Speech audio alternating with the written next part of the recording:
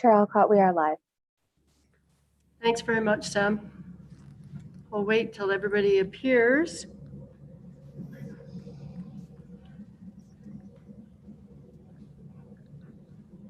I don't know, can everybody hear the noise here at Town Hall? It's amazing. Yeah. Wow.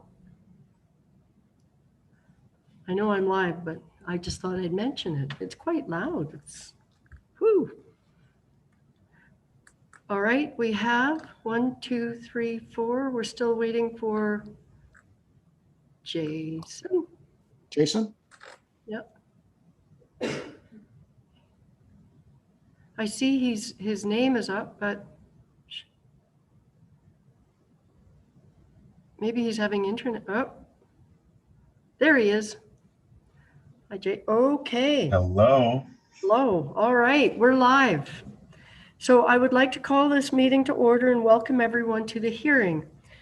The meeting is being held electronically in accordance with Section 238 of the Municipal Act 2001. The procedures for the meeting are as per the town's procedural bylaw and the electronic meeting protocol during emergencies. I would like to confirm that we do have quorum, and I have noticed from Mayor Terziano, she sends her regrets as she will not be attending the meeting today. And before we begin the rest of our agenda, I would like to respectfully acknowledge that we are on the traditional territory of the Anishinaabe under the terms of the Robinson-Huron Treaty 61 of 1850 and the Williams Treaties of 1923. We commit to acknowledge, to learn, educate, create opportunity, honor sacred places, and take actions toward real truth and reconciliation in support of our commitment to walking the path together in respect, peace, and harmony for future generations. And with that, I will move to our first motion. And it has been moved by Councillor Stone, seconded by Councillor Armour. It is recommended that the planning, yes, it is recommended that the Planning Committee agenda dated August 11th, 2021 be hereby adopted as printed and circulated. All those in favor? That carries. Are there any disclosures of pecuniary interest? Okay, seeing none, I'll move right along. And normally at this point of the meeting, I would welcome everyone to the public portion to consider applications to amend zoning bylaw 2008-66P pursuant to section 34 of the Planning Act. Application Z14 2021 HD and B38 2021 HD has been deferred, and there will be no public portion for today's meeting. So as there are no public meetings, we will move to the non-public portion of the meeting. If you have registered to make a deputation, or if the applicant or their agent wishes to make comments regarding the application, please raise your hand after the staff presentation. And before speaking, you are requested to first state your name and mailing address, and please note that the presentations are limited to 10 minutes. And with that, I would like to turn it over to Richard for our first report from our municipal officers, and that is with respect to Z04 2021 2609466 Ontario Inc. on 46 Haynes Road. Fabulous. Thank you, Madam Chair. Through you, I'll just share my screen.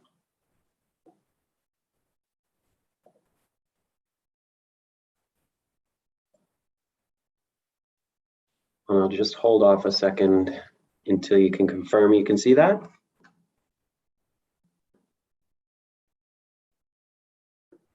Yes, right. Yes. Fantastic. So through you, Madam Chair, the subject property is located at 46 Haynes Street or Haynes Road. As committee will recall, this application was before Planning Committee on July 14th, 2021. And after the public meeting on the matter, committee passed a motion to postpone decision on this application for 1 month to permit continued discussions between the applicant and surrounding neighbors, provision of information by the applicant respecting visual impacts, building heights and design, vegetation buffers, and pedestrian connectivity, and to provide additional time for representatives from the surrounding neighborhood to review supporting technical materials. Consultation has now occurred, and the applicant has agreed to revise their proposal to address concerns. As before, this development, which represents phase 2 of the applicant's High Crest Muskoka development, is to consist of a maximum of 38 new bungalow townhomes shown around the perimeter and 80 new apartment style units in a mid to high rise, 2 mid to high rise buildings. As an outcome of the discussions between the proponent and the surrounding neighbors, and as well as input received from this committee, the concept plan has been revised to reduce the proposed height from 16 meters to 11 meters. Further, the draft bylaw has been revised to address concerns voiced by representatives of the condominium corporation on adjacent lands, which as noted during a site visit attended by the applicant and their agent, by members of the board of directors of that condominium corporation, and by myself.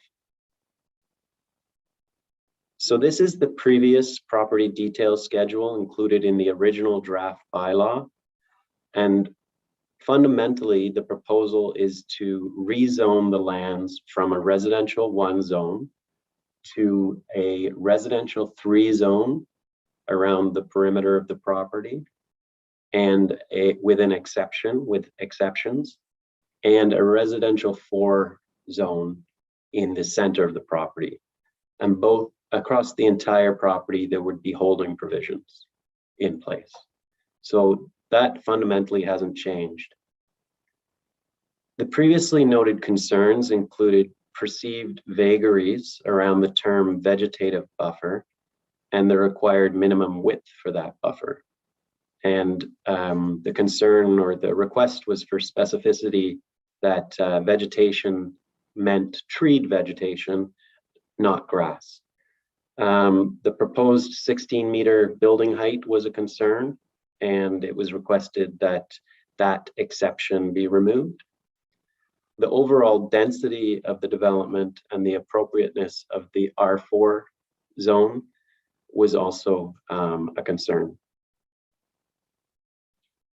So this slide just shows the changes. This is the new property detail schedule. And these changes have been made, highlighted in yellow. So there was a clarification that we're actually talking about a treed buffer in all instances. There's also an additional buffer that was added along Haynes Road. And then there are, the actual exception itself was reworded for additional clarity. So with respect to the vegetative screening buffer, it's now clear that what that actually means is a treed buffer that would be maintained in a natural vegetated state.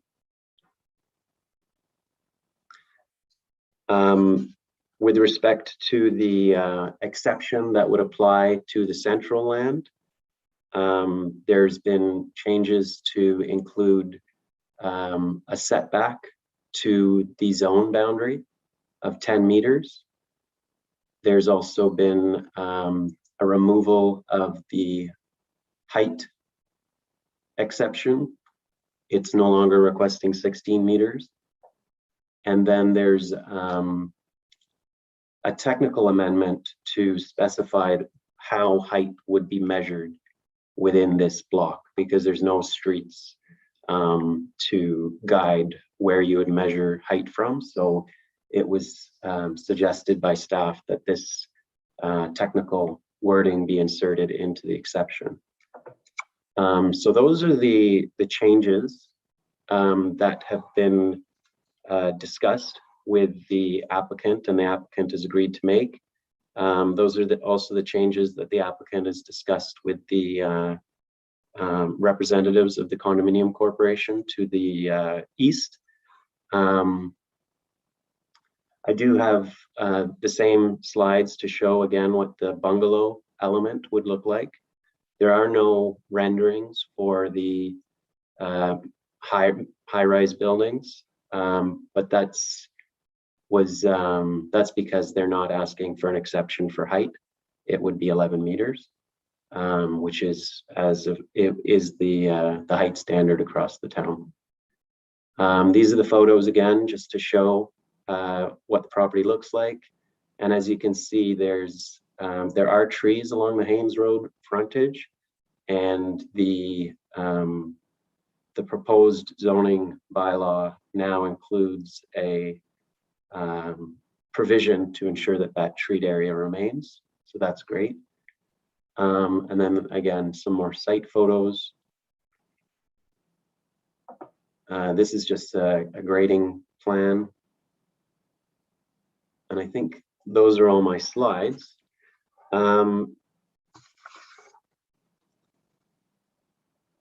I would point out that additional neighborhood concerns have been identified and outlined in additional comments received from several neighboring Serenity Place Crescent condominium members. Outstanding concerns relate to traffic impacts, tree removal, blasting, proposed sidewalks along Haynes Road and the potential loss of privacy, flooding, wetland loss, and overall development density. Some comments were appended to the report previously, and the remainder were provided to committee members yesterday. So staff's previous analysis continues to apply. The application appears to conform to the policies of the town official plan and be consistent with the provincial policy statement. Therefore, staff is recommending the application be approved with the same holding provisions in place. And I'm happy to answer any questions you may have. And should it also be of assistance, I believe town operation and protective services staff are also available to answer any questions. Thank you for that, Richard. And I'm glad to hear that the operations staff is available. That's helpful.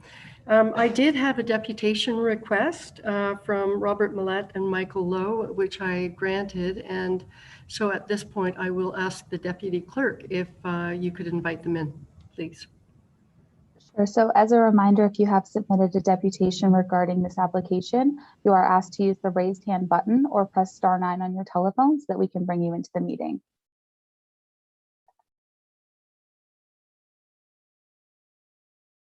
And Chair, I do see that hand has gone up, so I will move them into the meeting now. As a reminder, please do state your full name and mailing address before you begin your comments.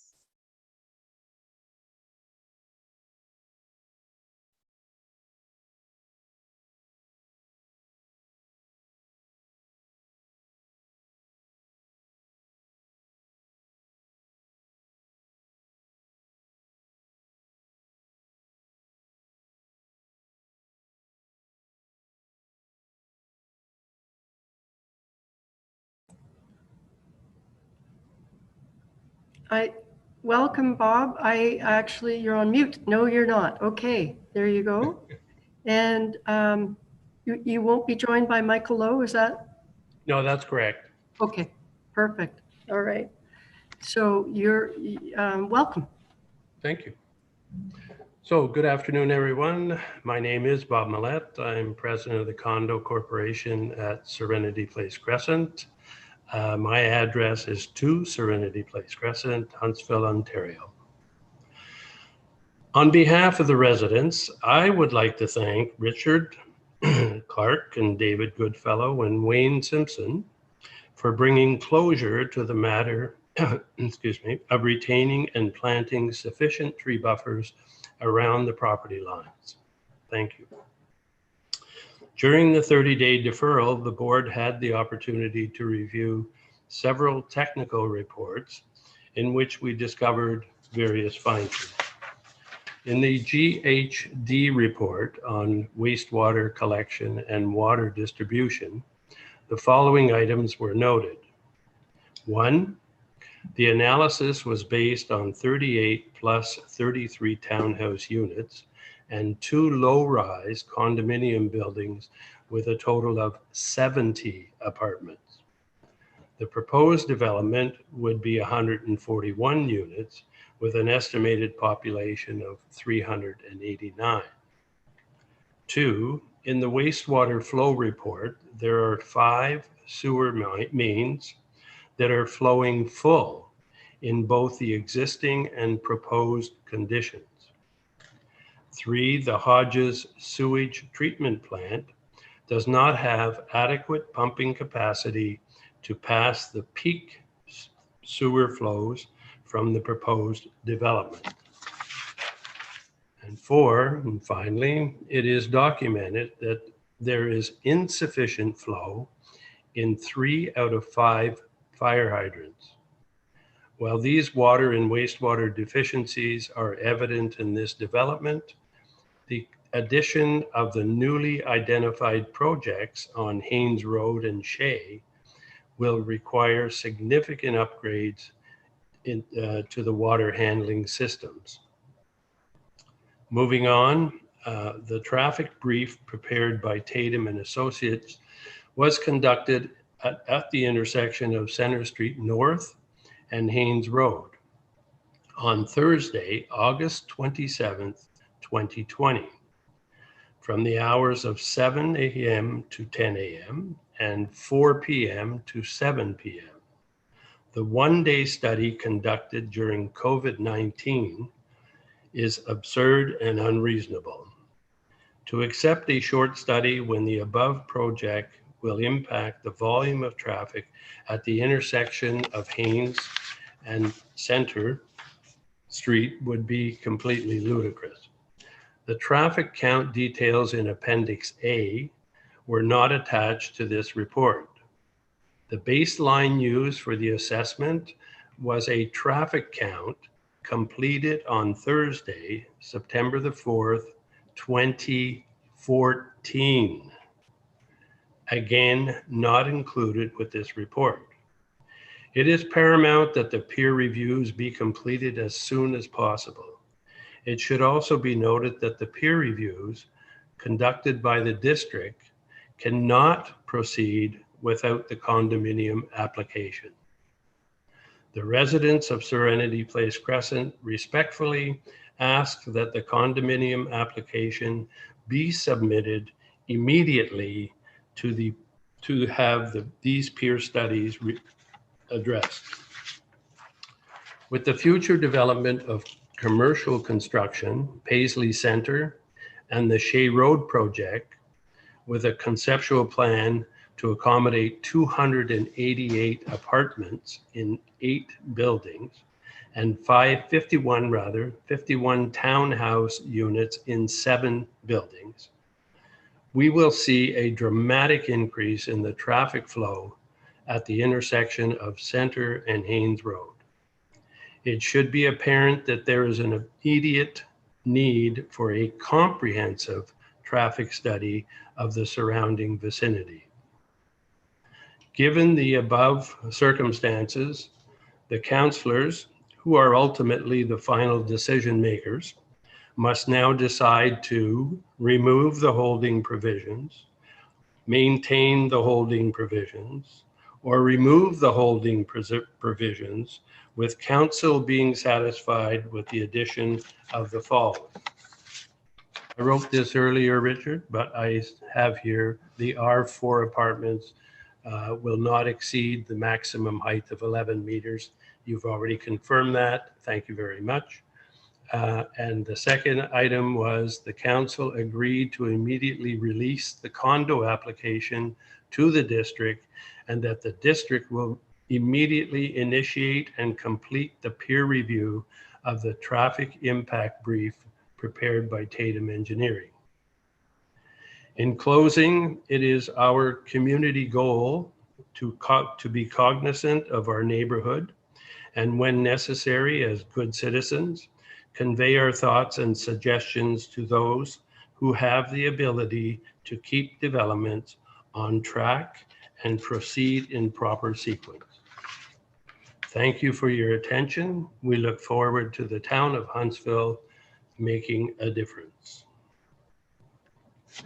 Thank you very much, Bob, for your comments. And I would ask if it's okay with you, if you could turn off your video and mute, but stay with us because the applicant or the applicant's agent, I believe, wants to make comments at this point as well. Okay. The applicant or their representative are reminded to use the raised hand button or press *9 on their telephone to indicate that they would like to address the committee. And Chair Alcott, I can confirm we do have one hand raised, so I will bring them into the meeting now. As a reminder, please have your microphone and video, if possible, turned on before you begin speaking, and please do confirm your name and mailing address.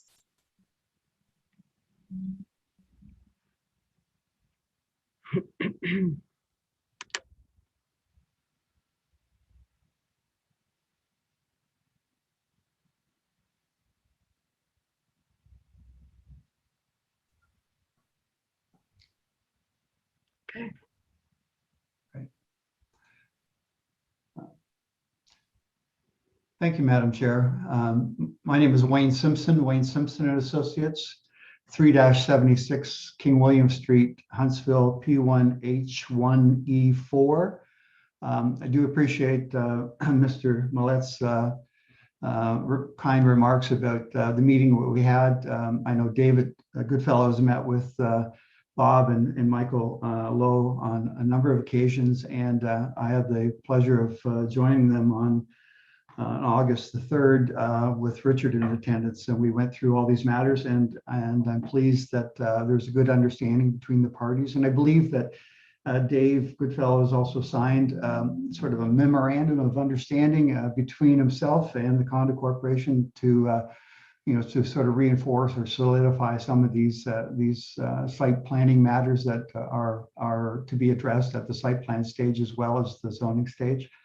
So in terms of the additional comments and concerns that were raised, I'd like to acknowledge that Dave Goodfellow is prepared to have the town initiate a traffic impact study review.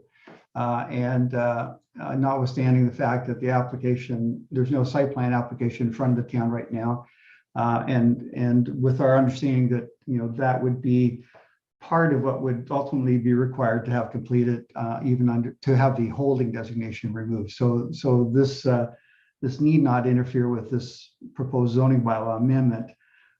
So we've asked Richard if he wants to send an agreement to David.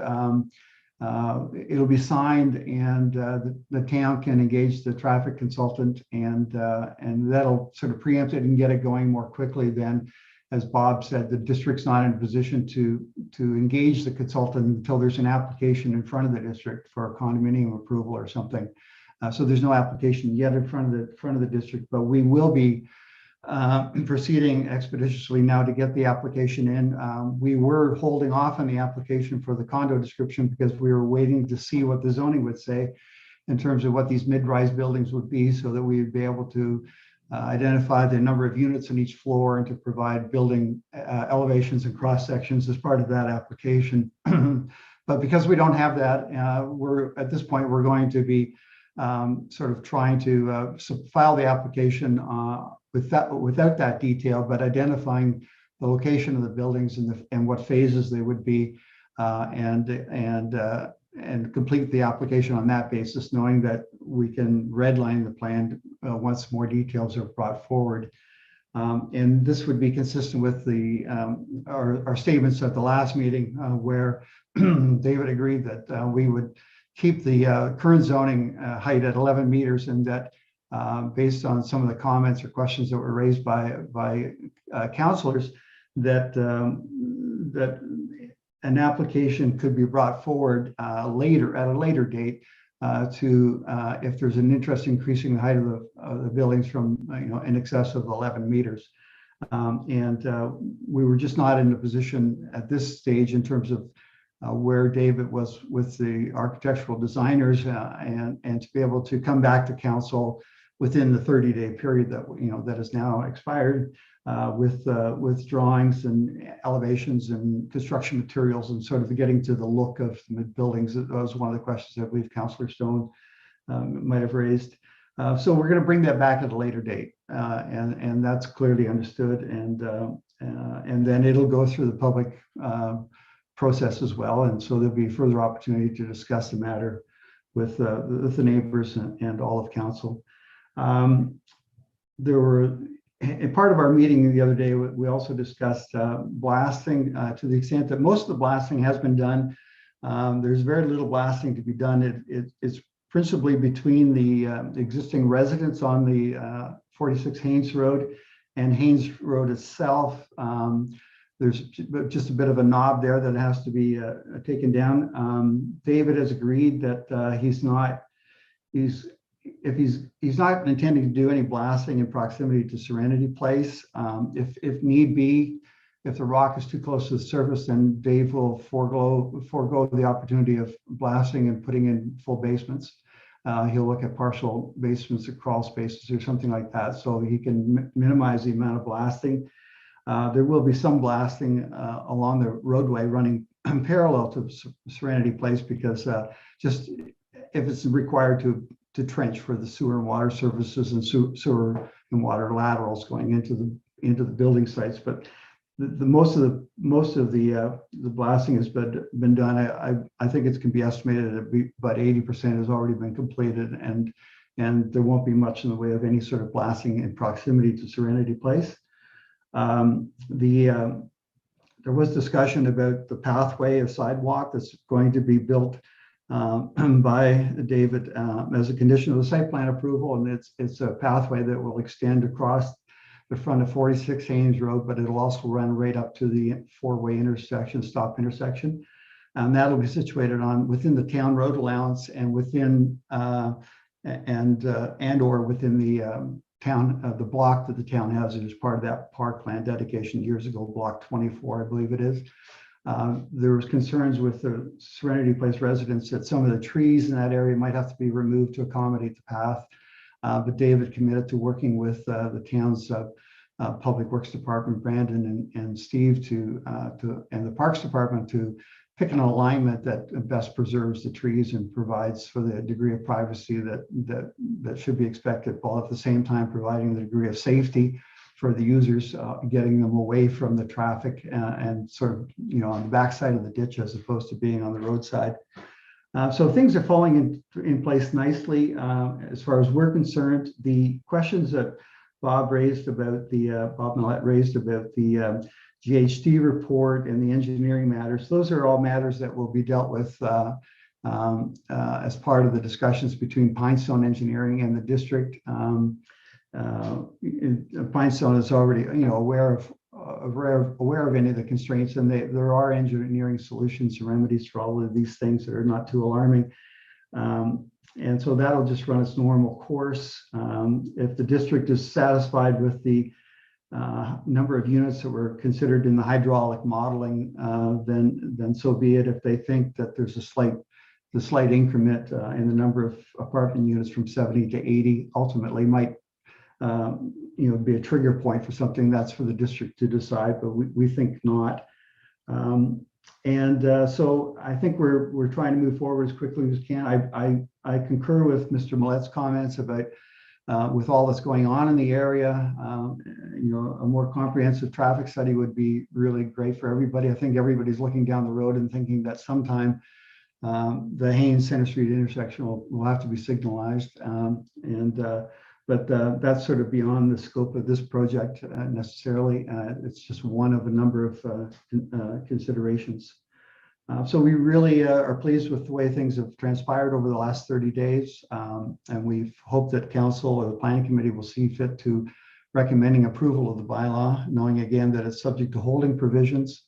And by approving of the bylaw, then it allows Dave to then proceed to the next step, which is also then to prepare the site plan or detailed site plan for the next phase. So that can be under review by the town. Again, knowing that the site plan will not be approved until the H is lifted. So thank you very much for your indulgence, and I appreciate the opportunity to speak to the matter again today. Thank you. Thank you very much, Wayne. And I would say the same thing to you. If you could mute and turn off your video, but stay, that would be great. So I will ask Julie very slowly if she could put the motion up on the screen, and I will read it. It's lengthy, but I think it's important to read. And I will start. I have a motion moved by Councillor Armour, seconded by Councillor Fitzgerald. It is recommended that Planning Committee approve zoning bylaw amendment Z04-2021 HT, changing the zoning from a residential 1 zone to a residential 3 holding zone with exception, and a residential 4 holding zone with an other exception as outlined in attachment number 1 to this report, to permit a phased condominium development consisting of 38 townhouses and a maximum of 80 dwelling units to be contained within 2 3-story multiple residential buildings, and that the holding H provision may be removed and development may proceed upon the Director of Development Services being satisfied that the following has been completed: adequate provisions for infrastructure, including stormwater, roads, water and sewer services, and sidewalks are secured to the satisfaction of the Town of Huntsville and the District Municipality of Muskoka, and the necessary agreements to address the site development and the provision of municipal services, capacity allocation, disposal of solid waste, sidewalks, and any other related matters have been entered into. And a peer review of the scoped environmental impact study prepared by Mikulski Nielsen Associates Limited is conducted to the satisfaction of the Town of Huntsville and the District of Muskoka, and or confirmation is received from the Ministry of Environment, Conservation and Parks that Endangered Species Act requirements are addressed.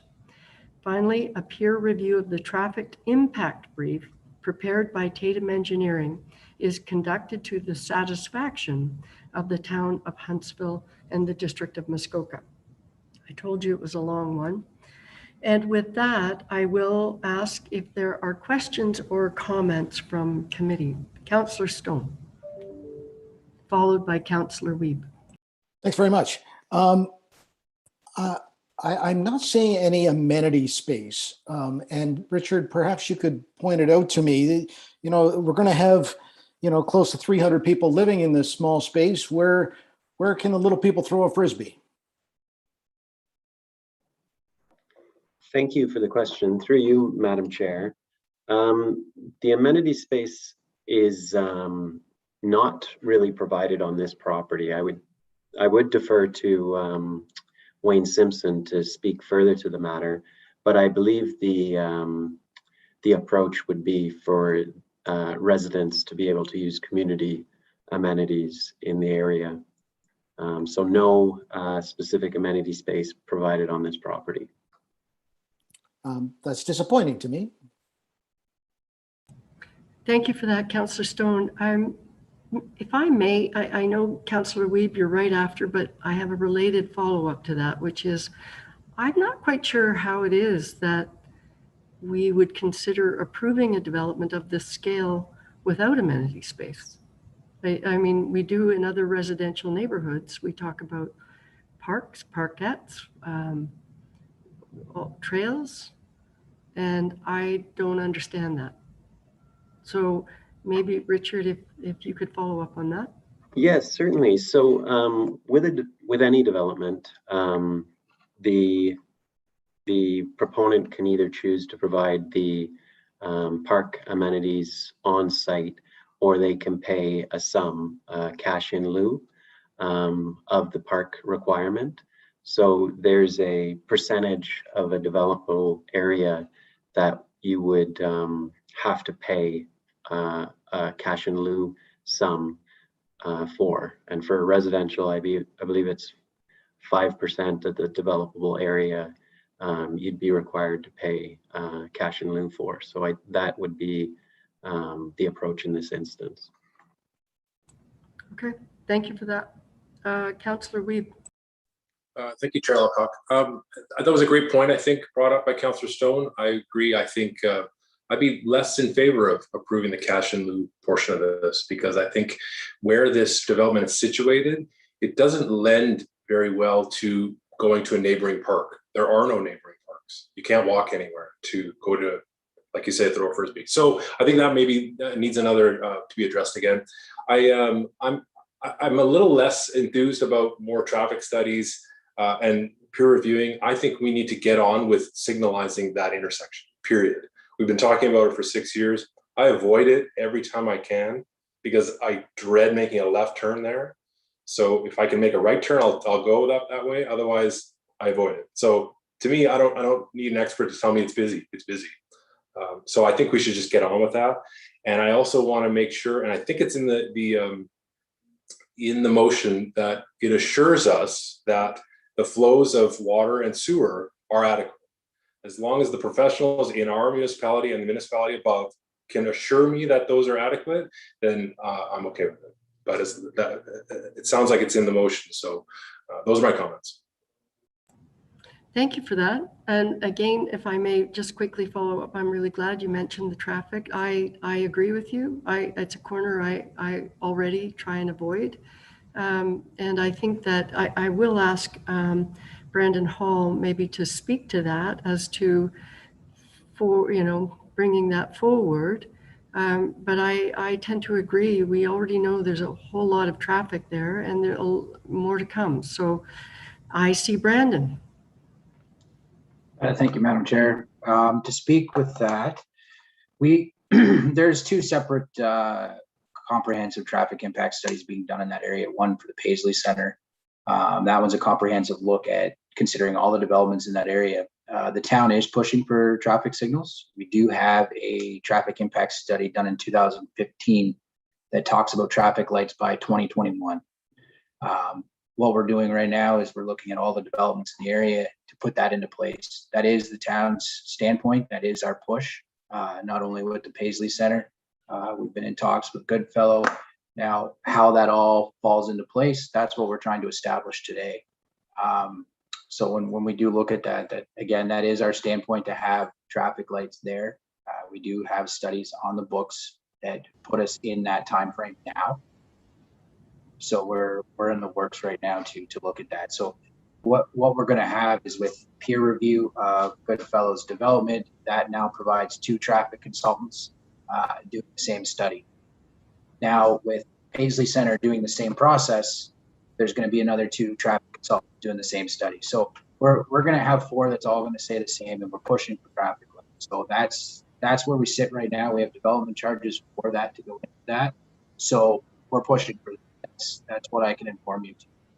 Okay, that's great. And I'll go right to you, Councillor Stone. But my comment on that is there any way that we should have wording in this motion that just relates to the ongoing work that you're referring to, Brandon, to ensure that the residents in the area, that the town's position is quite clearly, we want to move on that. We were going to by 2021, and we want to move on that. Or am I saying, I see Richard wondering what I'm saying, and I'm absolutely looking forward to hearing your response.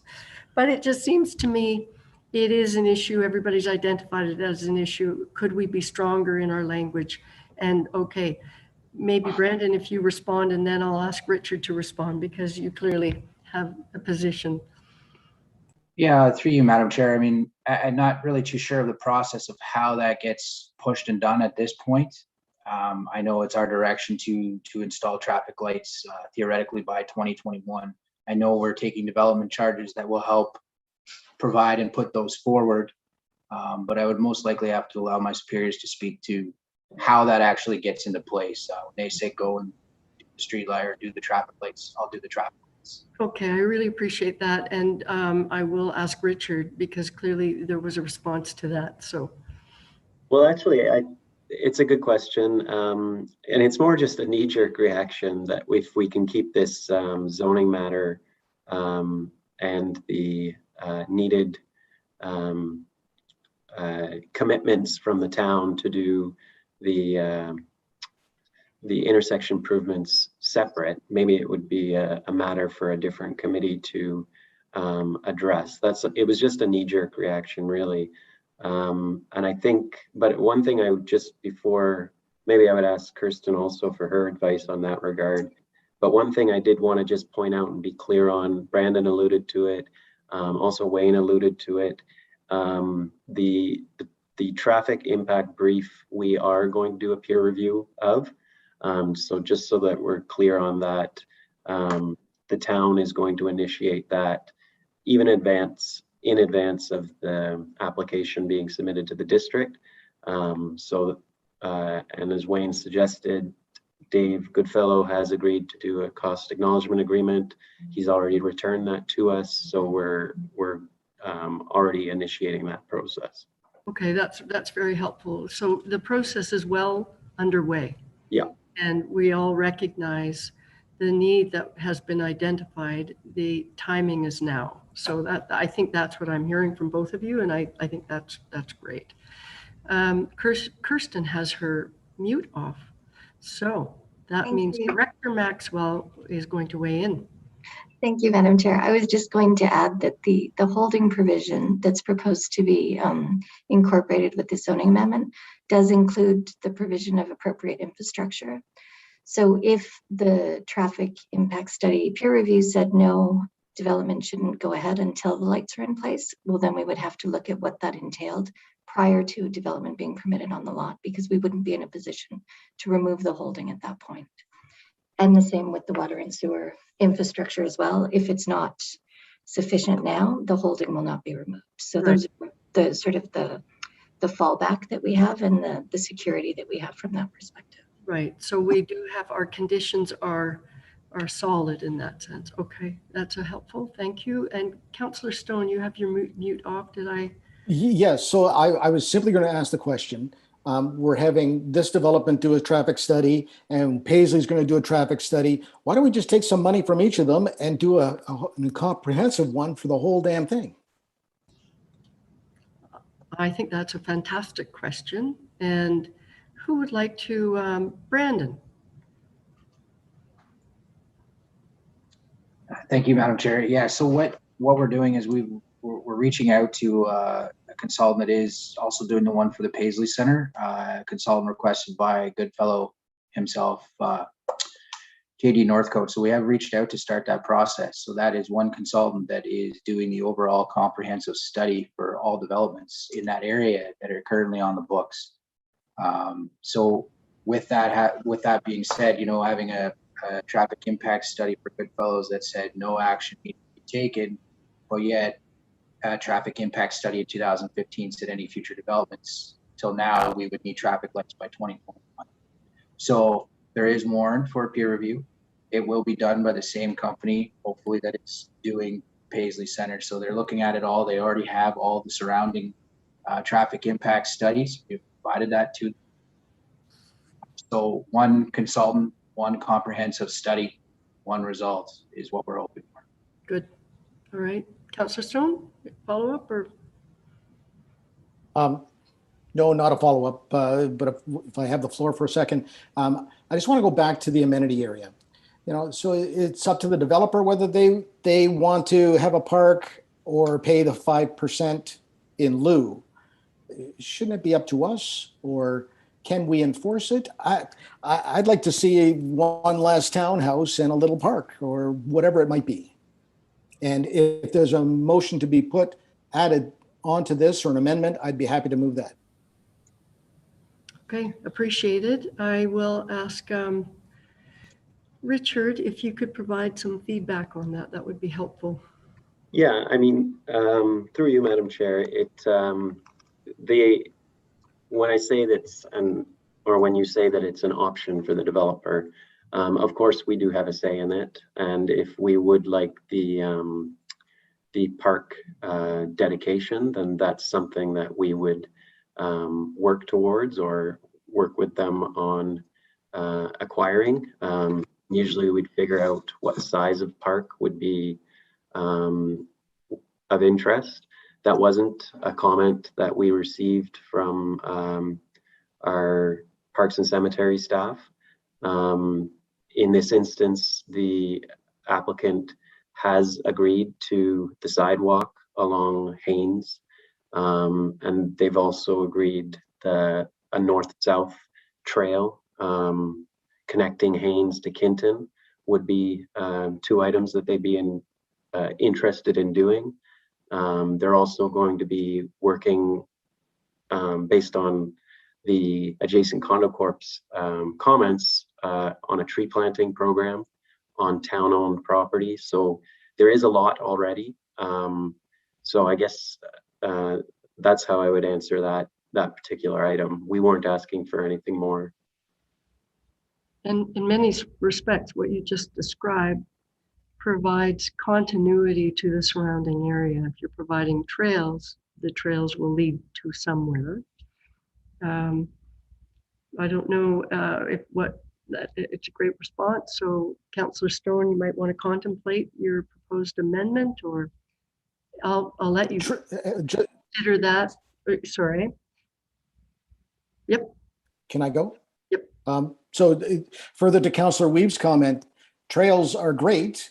They'll get you to, a dealership or to Home Depot, but it doesn't lead to any parks. We don't have any parks over there. And again, where are you going to throw a Frisbee? Okay. All right. So consider the wording of your amendment. That would be your proposal. That would be great. And while you're doing that, I will go to Councillor Armour. Thank you, Chair Alcock. Just a comment. I believe this was reviewed, as Richard said, by our Operations Protective Services, also reviewed by our park staff. And that recommendation would have came through them if they felt that was needed in that area, which they didn't address. So I think they're the professionals, and I don't think we should be starting to add things as we go forward with this. So I'm fine to let it go. I'm ready to pass this. Okay. Thank you for your comment. I will go back to Councillor Stone in a minute, but I do have a question, if I may. I'm curious about the comment. First, I really appreciate the fact that we're back to 11 meters and a request for an exemption is not being asked at this time. But I guess the part that I'm a little confused or concerned about is the concept that the reason why that's happening at this time is that the concept drawings for the two multi-purpose or buildings are not here at this point, but when they do exist, that the applicant intends to come back with another zoning amendment change or requesting an exemption from the 11 meters back to 16. And I don't get that, because one of the issues that the committee had, I think a month ago, was the issue around height. And I think there was support for 11 meters and not a whole lot for 16. I may be wrong in that, but that's what I heard. So I'm not sure, and maybe that's a question for the applicant's representative as to what the thinking is on that. I'd be curious to know why it is there'd be consideration of coming back to committee with another application to increase the height. So I believe that would be to Mr. Simpson. Thank you, Madam Chair. Yeah, on that issue of the height, at the last meeting of the committee, you might recall that the mayor was concerned about the height and was really perplexed that we didn't have building elevations or cross sections showing the building. What we had talked about, David talked about, was basically a four-story buildings, but on one of the buildings there would be what we described as amenity space. There was intention to have basically a room or a facility on the roof of one of the buildings, which was one of the reasons why the height was going up to as high as maybe 16 meters. So that there would be, we might call a games room, party room, or, there'll be outside patio space and an area for a common area for all the condominium unit owners to assemble if they wanted to, to socialize in that sort of a setting. Some of the other buildings that we see around town, like Algonquin Landing or the ones in Bracebridge overlooking the falls, they have common rooms like billiard rooms, card tables, shuffleboard, and those sorts of things. And they're really well received by the owners. And the thought is, in this case, rather than trying to build a freestanding clubhouse somewhere else, why don't we incorporate into the building? And that was why David was looking for the increased height. Principally for that purpose. I mean, we need to increase the height to be able to put on a fourth story. So it was the mayor's suggestion that that not be discussed, not be part of the discussion at the present time.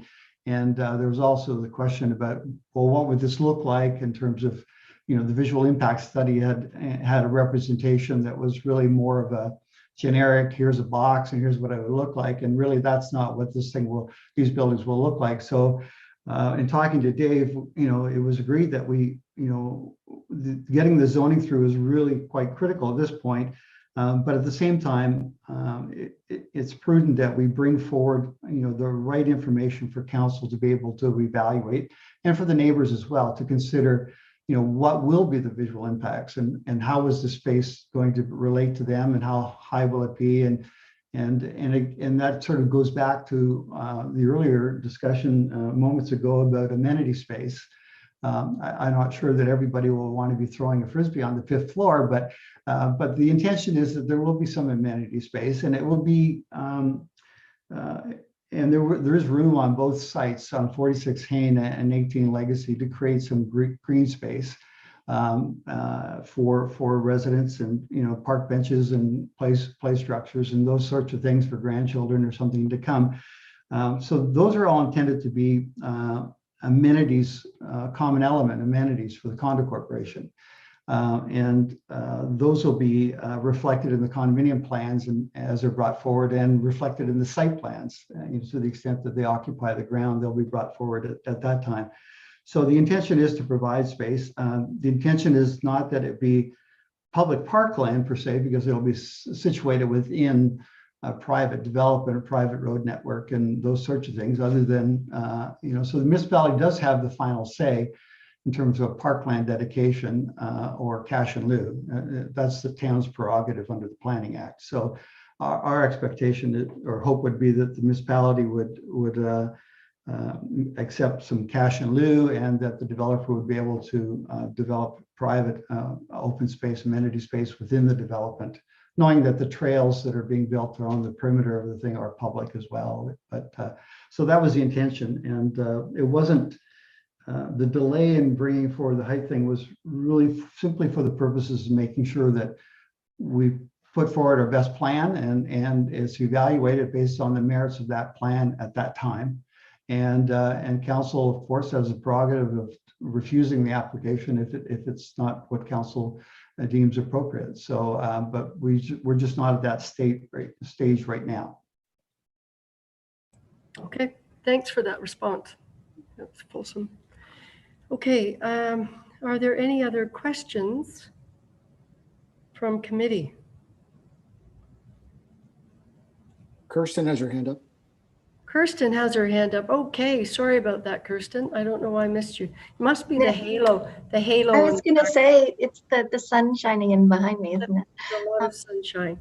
I was just going to mention, and I know Wayne just covered a portion of it, that with, as this is just a zoning amendment, we wouldn't normally be looking at the cash in lieu or parkland dedication at this stage. When it comes forward for site plan approval, we have the opportunity at that point to have the discussion recommend whether or not we should be looking for cash in lieu or land. But also when this eventually goes through the condominium process as well, that is another opportunity for us to determine if it's appropriate that they provide money or parkland. So there is opportunity for more discussion in that regard as well as we move through this process.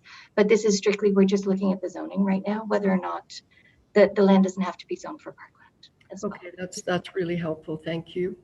And at this point, we're considering 11 meters and no more than 11 meters. And we've got the buffer that includes trees.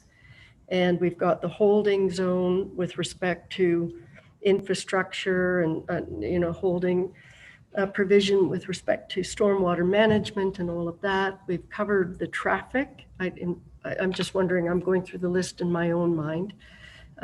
So, okay, that's helpful. Are there any other comments, questions, proposals? If not, I will call the question. All those in favor? And that carries. Thank you, everybody. Brandon, Richard, Kirsten, and Bob, and Wayne, for all of your comments. It was helpful. All right, so with that, we will move to item Z03 2020 HT Wheeler and Griffiths regarding 70 Glen Acres Road. And that's back to you, Richard. Thank you. I will just share my screen.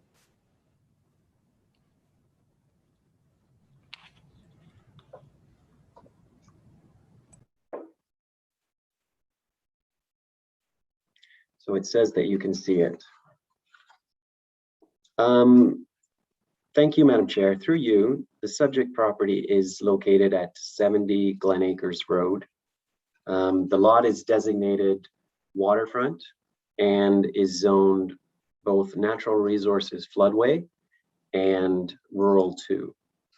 The purpose of this application is to rezone a portion of the lot from natural resource floodway, which is the NR1 zone, to a natural resource floodway zone with an exception to permit a place of, I think, a private function. I think I have a slide on this. A private function venue as an additional permitted use between May 1st and October 31st each year. So staff had identified previously that there is a barn which was constructed without benefit of required approvals. So we also will need to recognize the existing buildings and structures as part of this bylaw process, so that if a private function venue is permitted, it would be permitted in buildings and structures as existed on the date of passing of the bylaw. So you may recall this from the past. On 2 occasions, March 11th, 2020 and April 14th, 2021, this application was deferred by the Planning Committee until such time that the applicant addressed outstanding concerns to the satisfaction of the town, including a noise mitigation strategy, an updated floodplain study, an updated wetland evaluation report as necessary based on consultation with the Ministry of Natural Resources and Forestry. The application being amended to recognize the existing location of the barn, provisions of sanitary facilities, and further consultation with the Ministry of Natural Resources and Forestry. So on May 3rd, 2021, following consultations between the applicant and MNRF staff respecting the boundary of the Big East River Delta provincially significant wetland, on site, the applicant did receive confirmation from MNRF staff indicating that anthropogenic structures on site, which include the barn, which is shown here, and areas of pasture will be removed from the mapping of the provincially significant wetland. So if you recall, here are a few time-lapse photos. The 2008, this is what the property looked like. In 2013, there was some pasture clearing. And in 2018, additional clearing for locating the barn. So basically what MNRF has agreed to is, due to those works, those anthropogenic changes, they would revise the provincially significant wetland boundary. And this is mapping that they provided to both the applicant and the town to illustrate the change.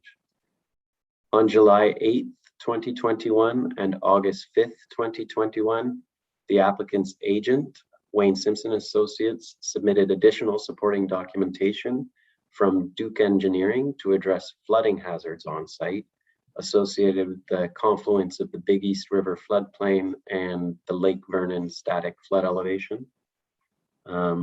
So this mapping, just for everyone's benefit, shows the zoning on the property, and the NR1 is the floodway zone.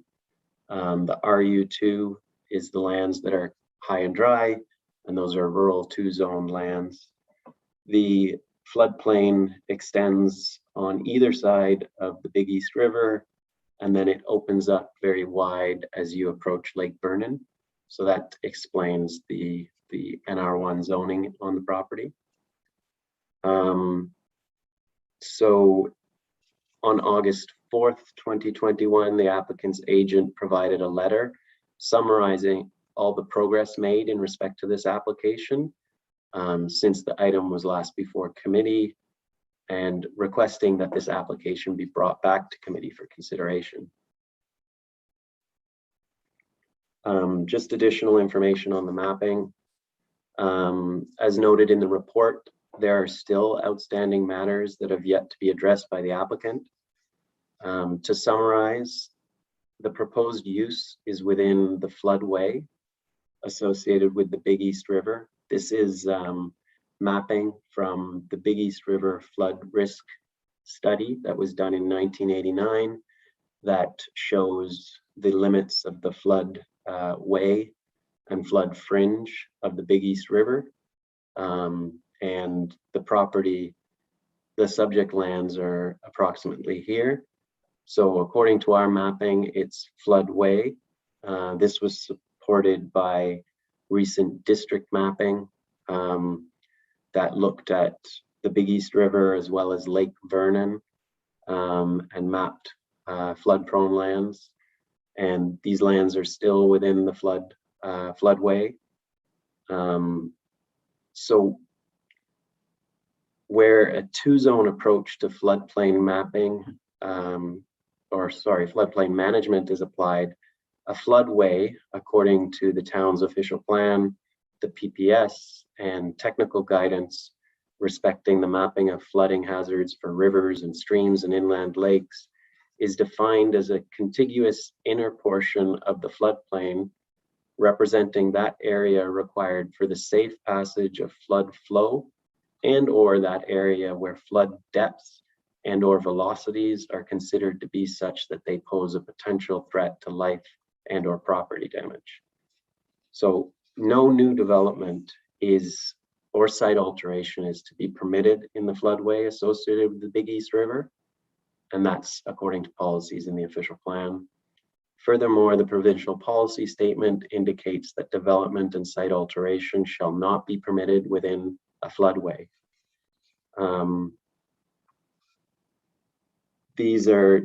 This is technical guidance provided by the province of Ontario, the Ministry of Natural Resources and Forestry, to be applied whenever you are mapping flooding areas.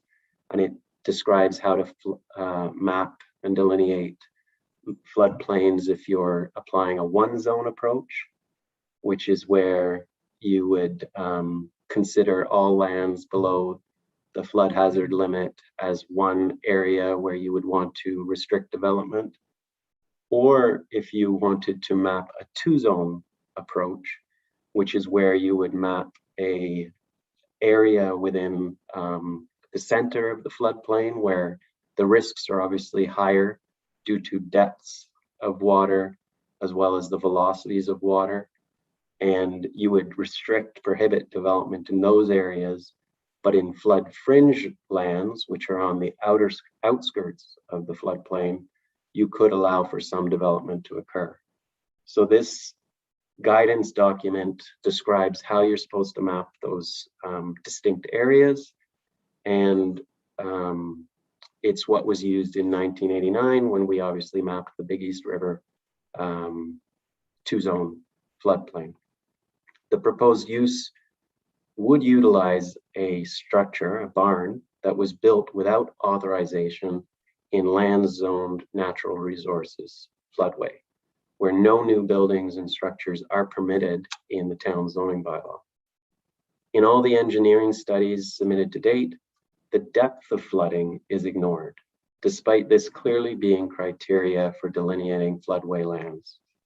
Staff expressed on several occasions that the depth of flooding must be taken into consideration, along with applicable technical guidance through the updated flood assessment, but this request was not addressed. In addition, no formal noise mitigation strategy has been prepared by a qualified professional in support of this proposal to date. And if you recall, that matter was a matter raised by an adjacent neighbor who was concerned about noise associated with this use. With these fundamental matters still outstanding, staff's previous recommendation continues to apply. The application does not appear to conform to the policies of the official plan or the provincial policy statement. And sorry, it's not consistent with the provincial policy statement, and therefore staff are recommending that the application be denied. I think that's all my slides, and I'd be happy to answer any questions you may have. Okay, thanks very much again, Richard, for that. We did have a deputation request received from Wayne Simpson and Dan Duke. So at this point, I would ask our deputy clerk to bring them in. Thank you, Chair. So I do see those two hands have been raised, so I will move them into the meeting now. As a reminder, please state your full name and mailing address before you begin your comments.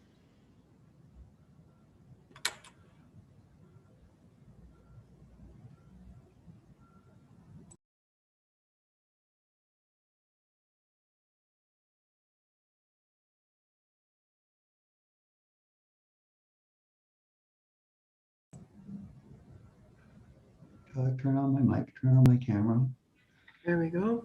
Oh, there I go. Okay. Thank you very much, Madam Chair, committee members. I appreciate the opportunity.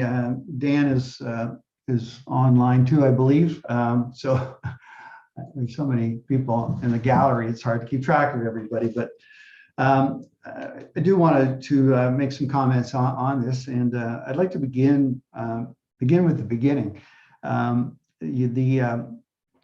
The farm on the Wheeler property was first introduced to the property, more than 60 years ago. It was before the first zoning bylaw for the township of Chaffee was enacted, and the property was then zoned rural, and farm or agricultural use was a permitted use in the zone.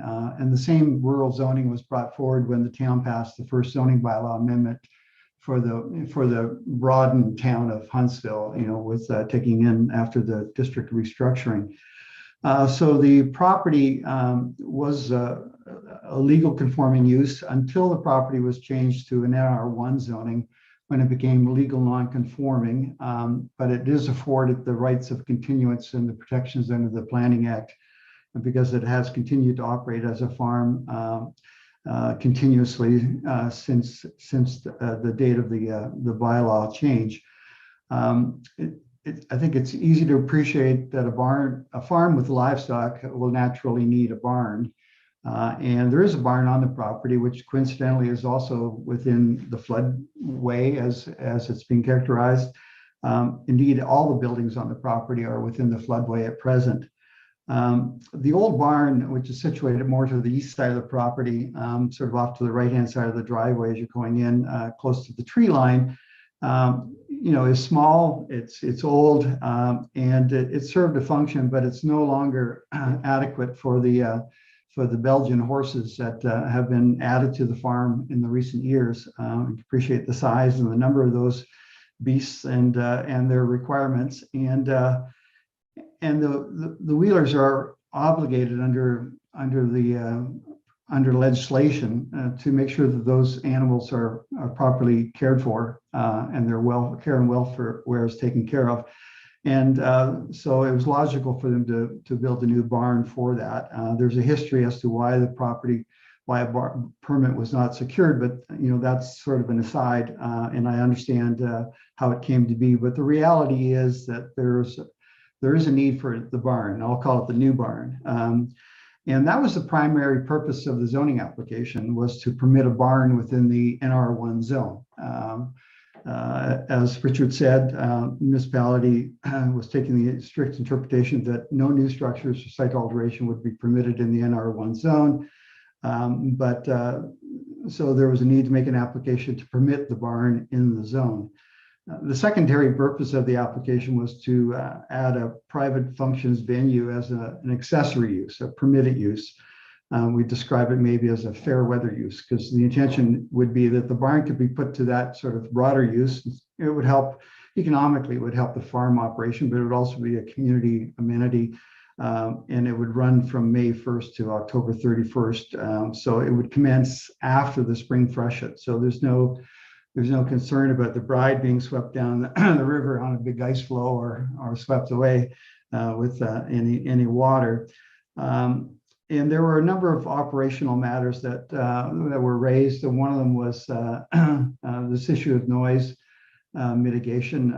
We believe that we've adequately responded to that. The municipality does have a noise bylaw, and it speaks particularly about amplified noise, from different venues.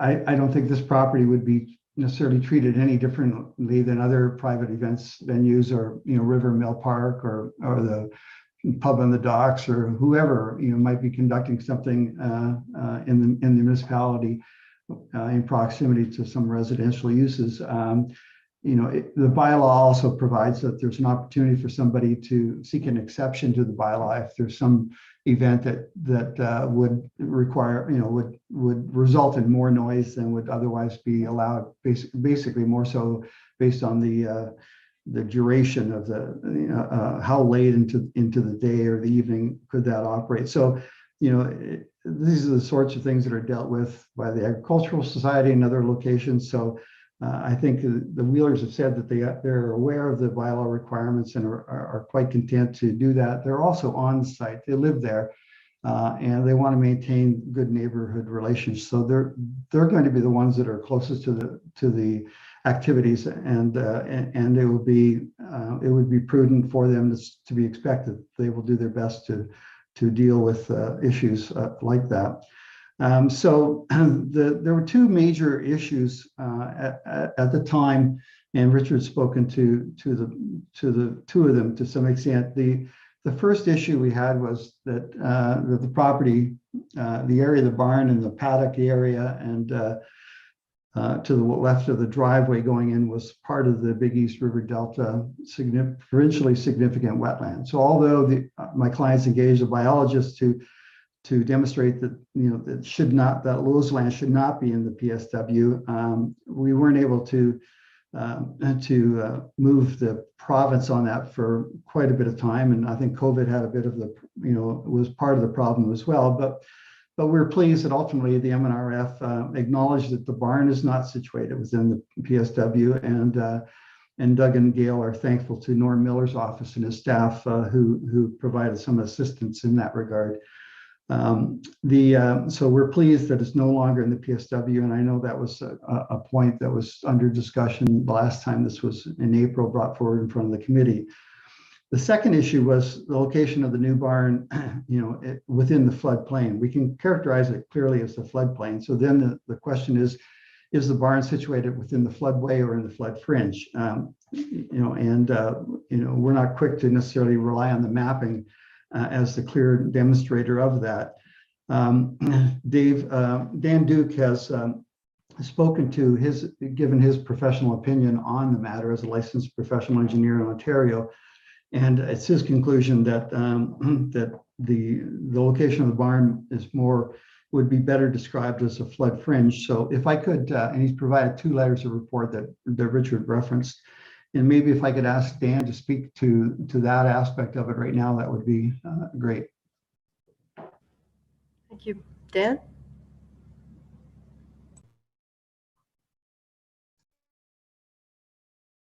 Dan, you're on mute.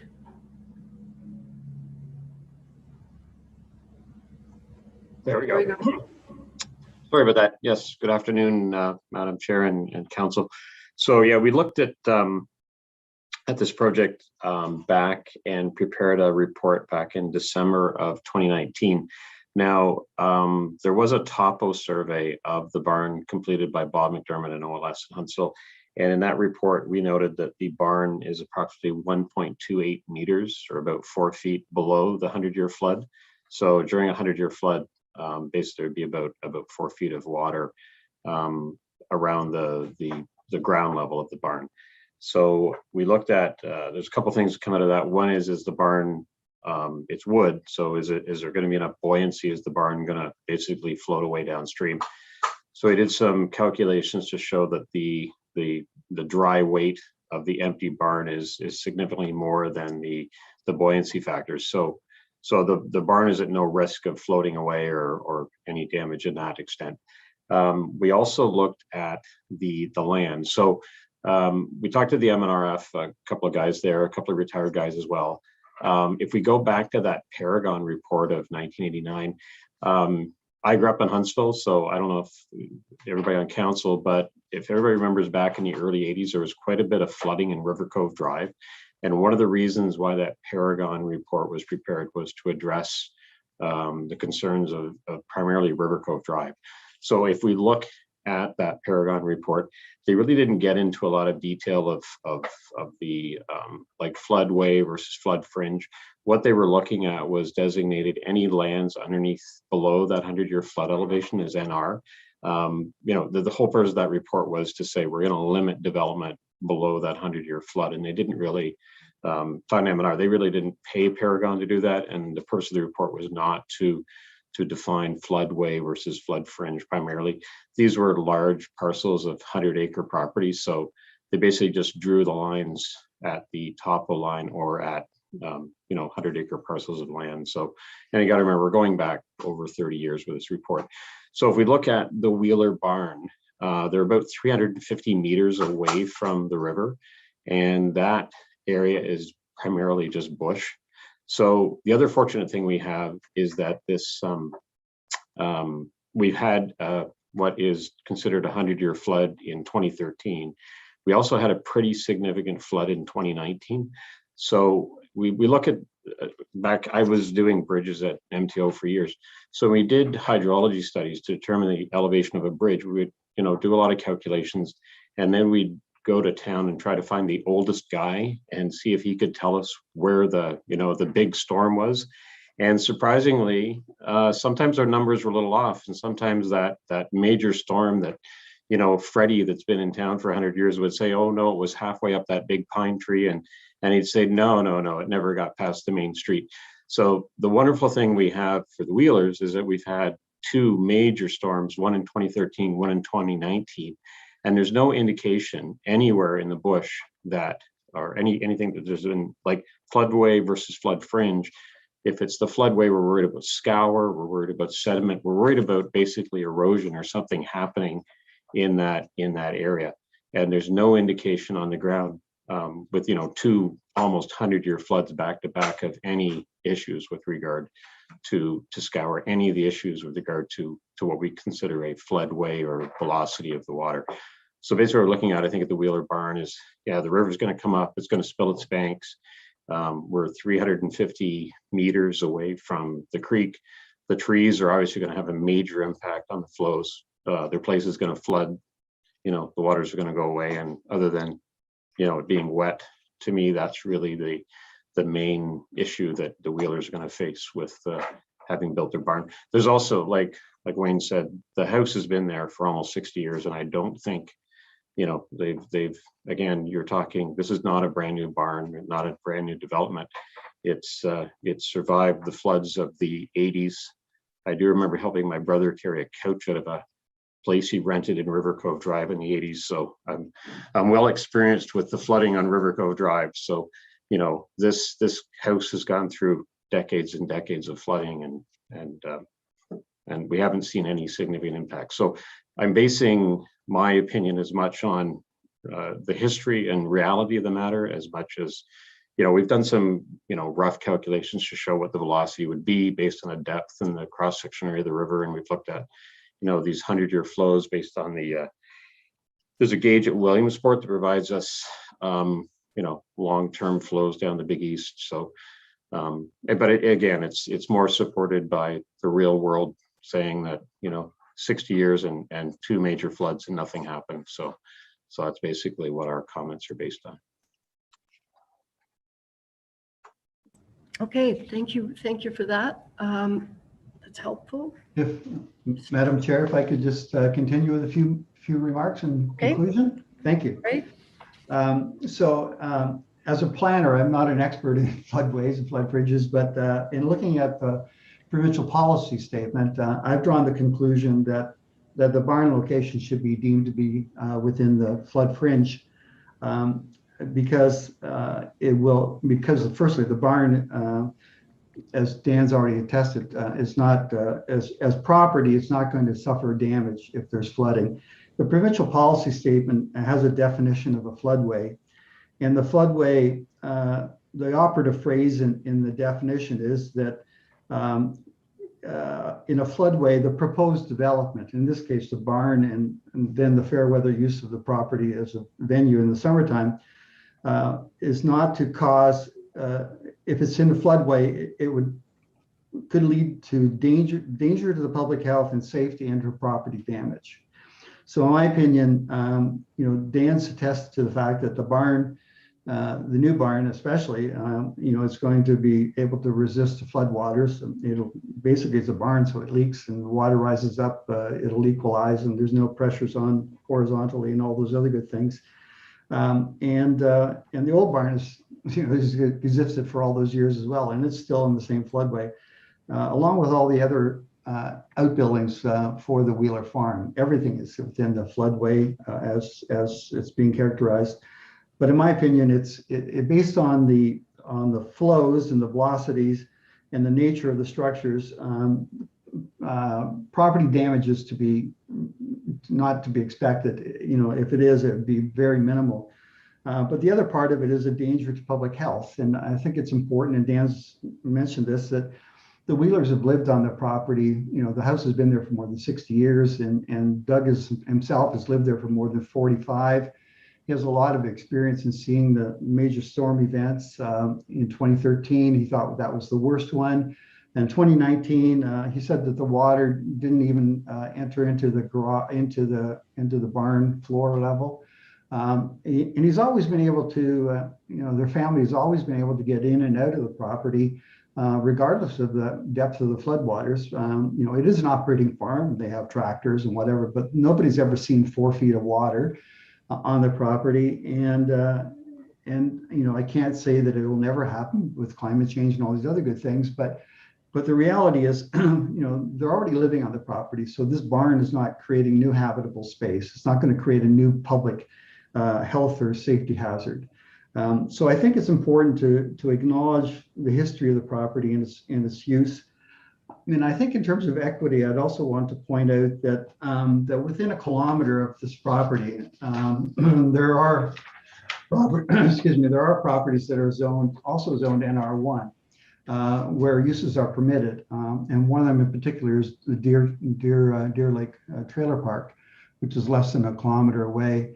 That property is, on all the flood risk mapping, that pretty well all of that property is within the NR1 zone. There's a very small portion of it along Hutchison Beach Road that it's not, but basically the whole campground is in the NR1 zone. And the zoning bylaw, town zoning bylaw, allows up to 210 camping sites on that property as legal uses, and those could be comprised of recreational trailers or mobile homes are included in that.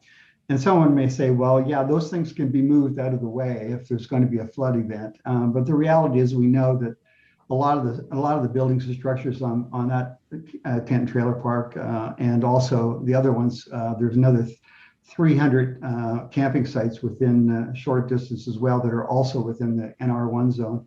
That many of those structures are there all year round. And if we were really concerned about protecting property from damage, then those campsites shouldn't be there, or they should only be a fair weather use and permitted after the spring freshet, and all the structures should be required to be removed every year before the winter comes, and certainly before the freshet.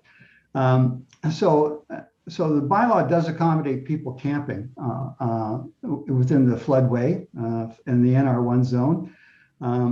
But I think it's more important that the municipality also look to accommodate the barn, because it's what's required to, again, for the care and welfare of the horses that are on the farm. You know, it's a commercial entity. It's an operating farm. It's got a lot of history to it. We know that the barn would withstand a lot, would fare better in a flood event than the motorhomes that might be sitting on one of these campgrounds. And as well, when we look at it and the old flood risk mapping that Richard put up, you know, he did indicate the floodway and the flood fringe on the north side of the river, but it also extends a great distance on the south side of the river. And there's a good number of houses on the way down Glen Acres Road that are all within the floodway. And of course, there are a number of houses on Hutchinson Beach Road, and also on the short section of roadway that's, you know, when you go down Hutchinson Beach, before you get to the beach, you turn left, and there's a number of cottages along Lake Vernon, and all of those are within the floodway as well. So, you know, I really believe that when we look at the nature of the request, that it's really to permit a barn on a farm that may be inundated with water. And if it's inundated with water, it's not going to create a new hazard for the owners who live there. And it's not going to cause any structural damage that will result in the barn being lifted up and moving downstream and getting caught on a bridge or doing anything else. So I think if we keep it really simple, then I believe the municipality has the ability to permit the barn, and again, because of the fair weather use of the private events venue, then I think that should be permitted as well. So we really hope the committee would see fit to recommend approval of the bylaw. It is very important to the Wheelers. The barn is most important, and of secondary importance is the opportunity to be able to put it to some summer use that will, you know, that will augment the income for the farm. Okay. And thank you very much. Thank you, Wayne. With that, I do have a motion, and I will read it. It has been moved by Councillor Weed, seconded by Councillor Stone. It is recommended that Planning Committee deny zoning bylaw amendment application Z03-2020 HT. So with that, I will ask committee. Thank you, Julie. Sorry, I didn't give you enough time to put it up, but it was a short motion. I will ask committee if there are questions or comments. And Councillor Stone, you're the first one out of the gate. Sorry. Okay. So I would like to, I'd like to see this go ahead. We've learned that at this meeting that it's really not a threat to people or property. It doesn't look like it's a real hazard. And so I will move to change the word deny to approve. Whoops, thank you. I was on mute. There we go. I think there were a couple of other hands, and I appreciate your comment, and I hear you about the proposed motion. Are there any questions or comments? Councillor Weeb. Thank you, Chair Alcock. I don't believe I disagree much with what was been presented by Mr. Smith and certainly by Dan Duke. I think they're both well versed in it, and I think very well educated in the risks and the signs behind it. I don't think, like I said, I don't think I could disagree with much of anything that was presented. What I can't get my head around is the process of which this has gone through. If this is of such importance, the fact that it was done without a permit, I can't, in good conscience, say, well, you know, but you're going to beg for forgiveness afterwards, even though it's of great importance, and we're going to say that's okay. The message it sends to all other builders, in my opinion, is not worth it. I think that I'm not prepared to put my name on a precedent-setting motion that says you can build a large structure for not just for farming, not just for livestock, but for private use in a rural residential type area to make money in the off season as a party venue. To go through it in that process, I can't sign on personally for it. So I'm going to be supporting the motion to deny. Thank you for that. And are there any other questions or comments? All right. I believe, Councillor Stone, you have a motion to amend? Yes, I do. Do I need a seconder here? Yep, All right. I believe you do. I'm going to ask, yes, I'm getting the big nod, yes. Do you have a seconder? Anyone seconding Councillor Stone's amendment?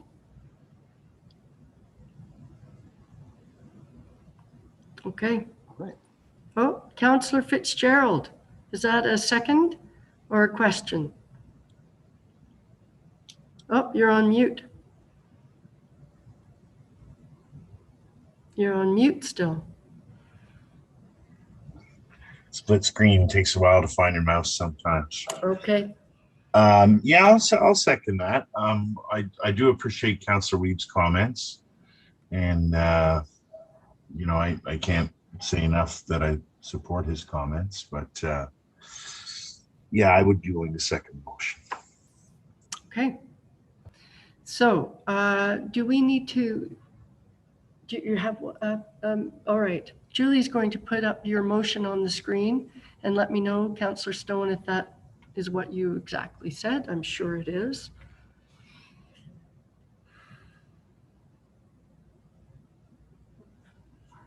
Oh, good. No worries. Yeah, sorry.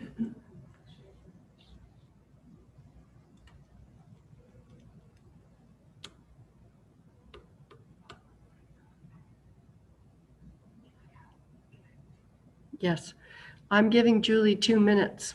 So we need to wait 2 minutes. I'll look at 2:32. So under pressure, she has until 2:34. I see a hand. Councillor Armour. Thank you, Chair Alcock. Just a quick question, maybe through to Richard or maybe Kirsten. But the barn that was built without the building permit, if we were to approve this, what happens with the barn that's built without the building permit in place? Do they now have to go through the process to make sure they get a permit and it meets all the regulations? Great question.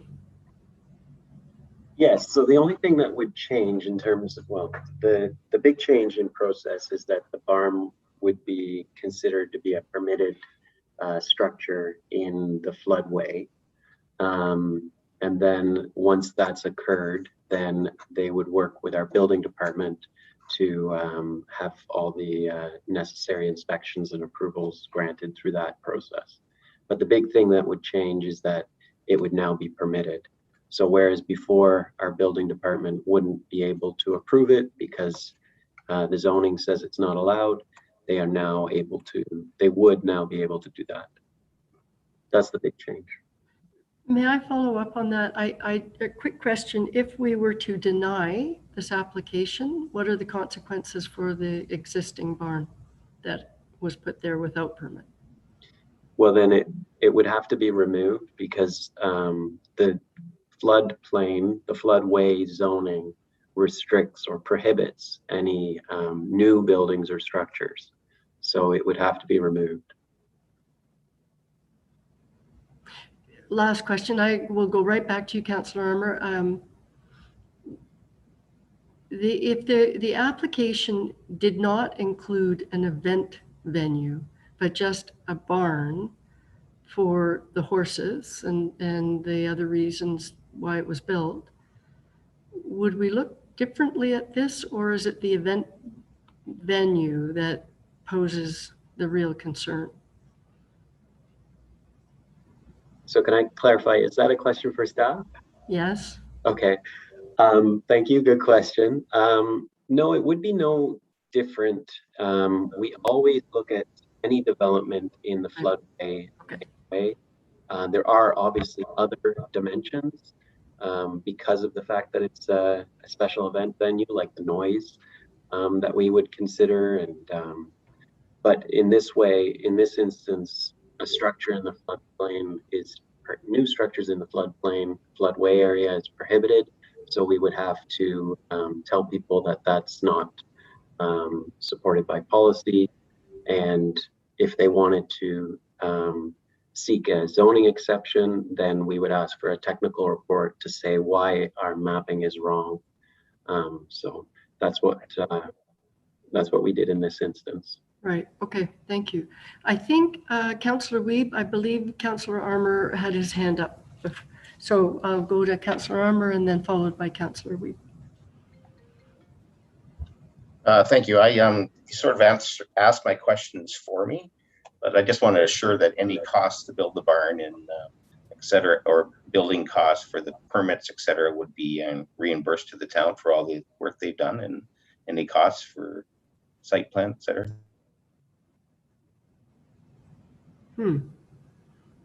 Yeah, there'll be a building permit application, and that would apply. Okay, thank you for that. Councillor Wiebe. Thank you, Chair Alcock. So just for clarity, some more clarity, our staff feel they recommended denial of this application because they don't feel that they've received adequate information to approve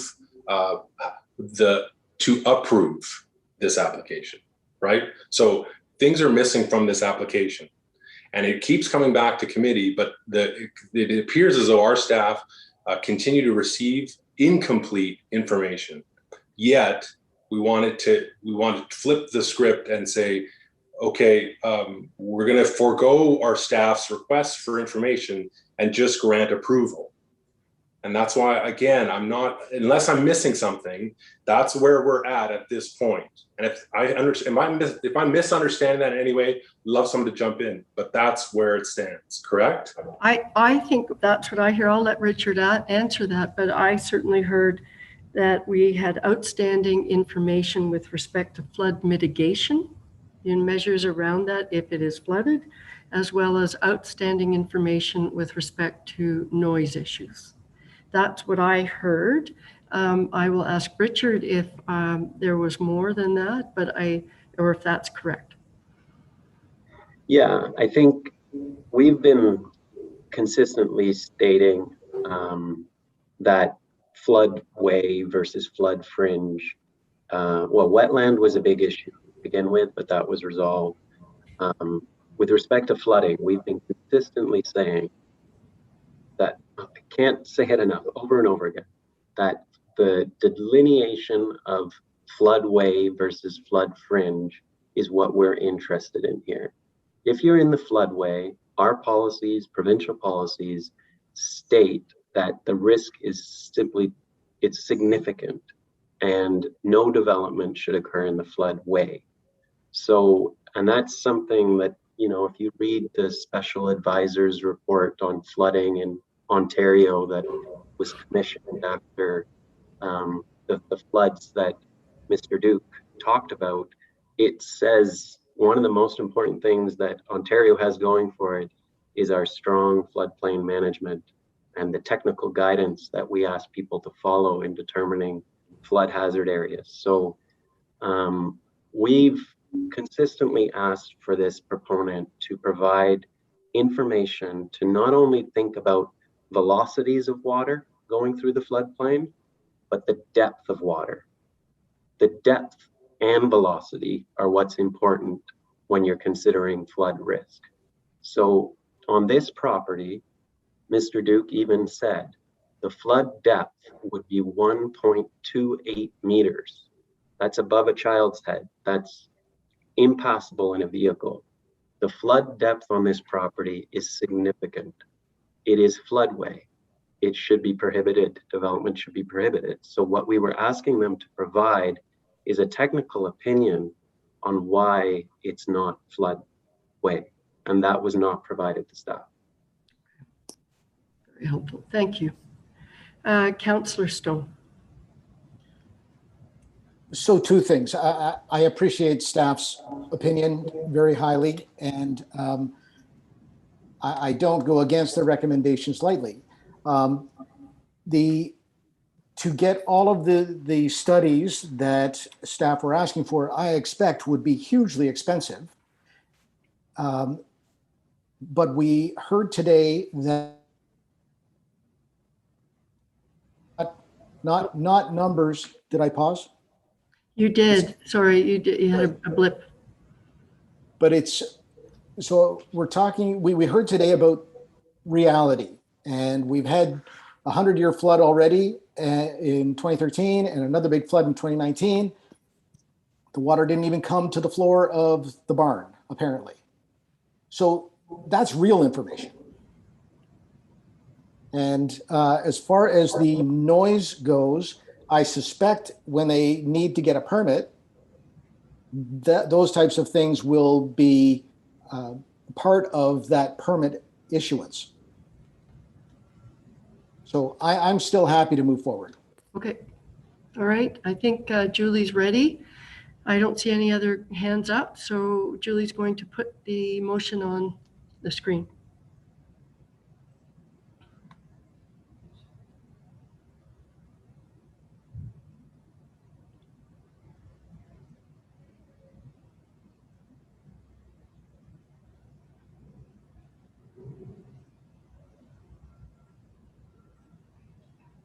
Okay.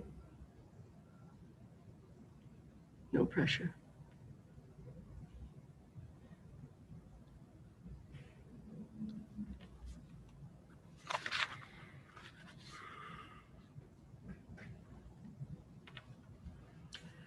Okay, so we have the motion. It was moved by Councillor Stone, seconded by Councillor Fitzgerald. It is recommended that the following word be deleted, deny, and further that the following word be inserted in its place, approve. All right, any other comments or questions about that? Richard. Sorry, it's just a technical matter. That's So the original recommendation didn't include the exception language. So we can include that in the motion and show it to you. And then it would be language that Wayne himself hasn't seen. So maybe we need to put it on the screen just to have a look at it. So it's not only a motion to change the word from deny to approve, but also the actual exception. With the following exceptions, is that it? Okay, that would be very helpful. I think it would inform the motion a lot. Okay. So, all right. So, you know what? I think we've been at this for almost I think, Julie, you need at least 5 minutes, right? We need a 5-minute break, everybody. All right. So it's 2:43. How about 2:50? Is that okay with everybody? 2:50? Okay. Thanks.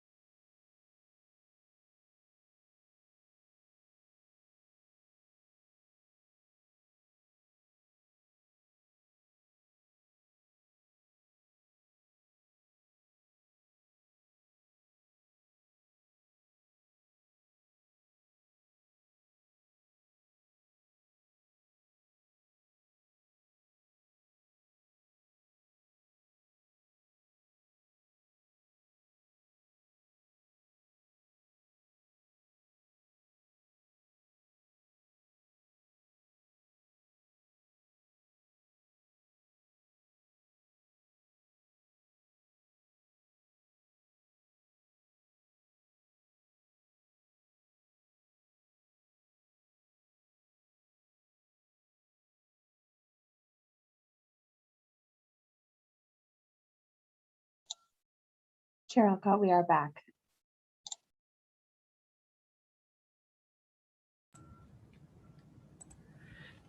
Thank you, Samantha.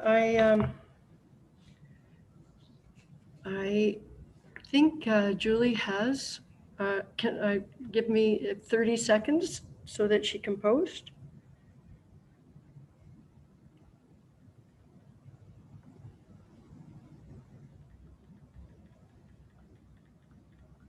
Oh, sorry. Okay. Okay, I just, oh, that didn't send. Okay. My apologies. All right. So in this is the same motion with the addition. So my apologies. I had already read the old one. So should I read this one again with the, okay. Then I can't see the moved by, but it moved by Councillor Stone, seconded by Councillor Fitzgerald. It is recommended that the following word be deleted, deny, and further that the following word be inserted in its place, approve, and further that the following words be inserted. Changing the zoning from a natural resources floodway zone to a natural resources floodway zone with an exception to permit a private functions venue as an additional permitted accessory use, where a private functions venue shall mean the accessory use of lands, buildings, and structures as existed on the date of passing of this bylaw as a venue for private functions such as for weddings, family reunions, retirement parties, community events, or similar private events limited to the period between May 1st and October 31st in any calendar year. So that's helpful to see that. Are there any questions with respect to that additional information? No? Okay. Then I guess I will call the question. All those in favor?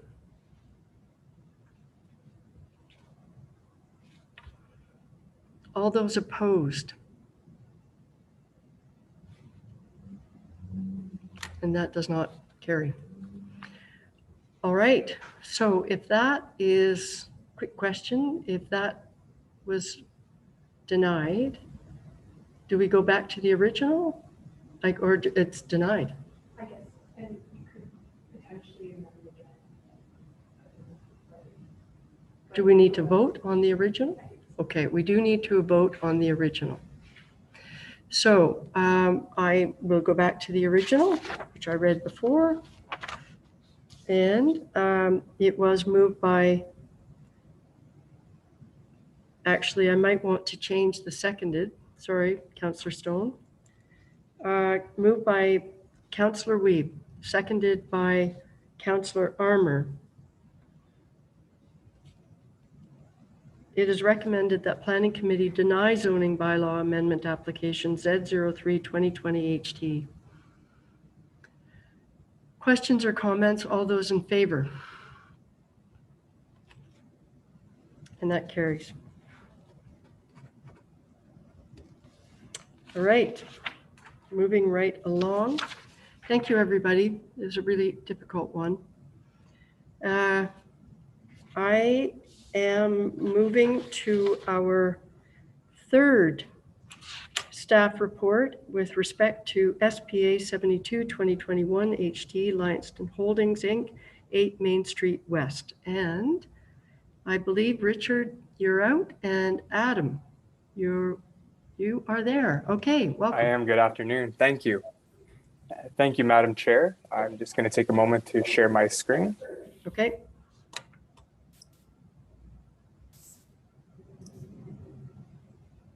Is everyone able to see that all right? Yes. Excellent. Thank you. Through you, the subject property is located at 8 Main Street West. The lot is designated Central Business District and is zoned Central Business District Mixed Use, which is the C7 zone. The applicant is proposing to redevelop the subject lands with a mixed-use building, which is inclusive of a place of worship, a restaurant, a tourist commercial use, and 14 apartments. The footprint of the building will remain unchanged. However, an additional story will be added to the existing building. And that can be seen here on the proposed elevation provided. As mentioned, the subject lands are in the central business district of the official plan. The CBD is intended to function as a primary service area for the town and shall contain the most significant concentration of retail, service, commercial, administration, and cultural uses. Multiple residential uses may be permitted as the predominant component of mixed-use buildings within the CBD, provided that the residential units are located above grade commercial uses, which in this case is what the applicant is proposing. The official plan further directs that the restoration, rehabilitation, and expansion of buildings will be encouraged to improve the vitality and viability of the central business district. The restoration and rehabilitation of buildings shall be designed to enhance the pedestrian-oriented streetscape. Here's a color rendering. With respect to the building design, the applicants did provide a color rendering. The facade upgrades are in keeping with the design principles outlined in the town's community improvement plan. The use of natural materials and earth tone colors are present. For committee's information on this rendering, I would just note that the third story is actually set back under here at about 35 feet and 25 feet to this side. So that's why it appears that there's only 2 stories in this elevation. But as you can see on this elevation, that brings everything to the forefront. You can see that third story in behind. I would note also for committee that this proposal does meet the provisions of the town zoning bylaw with respect to height.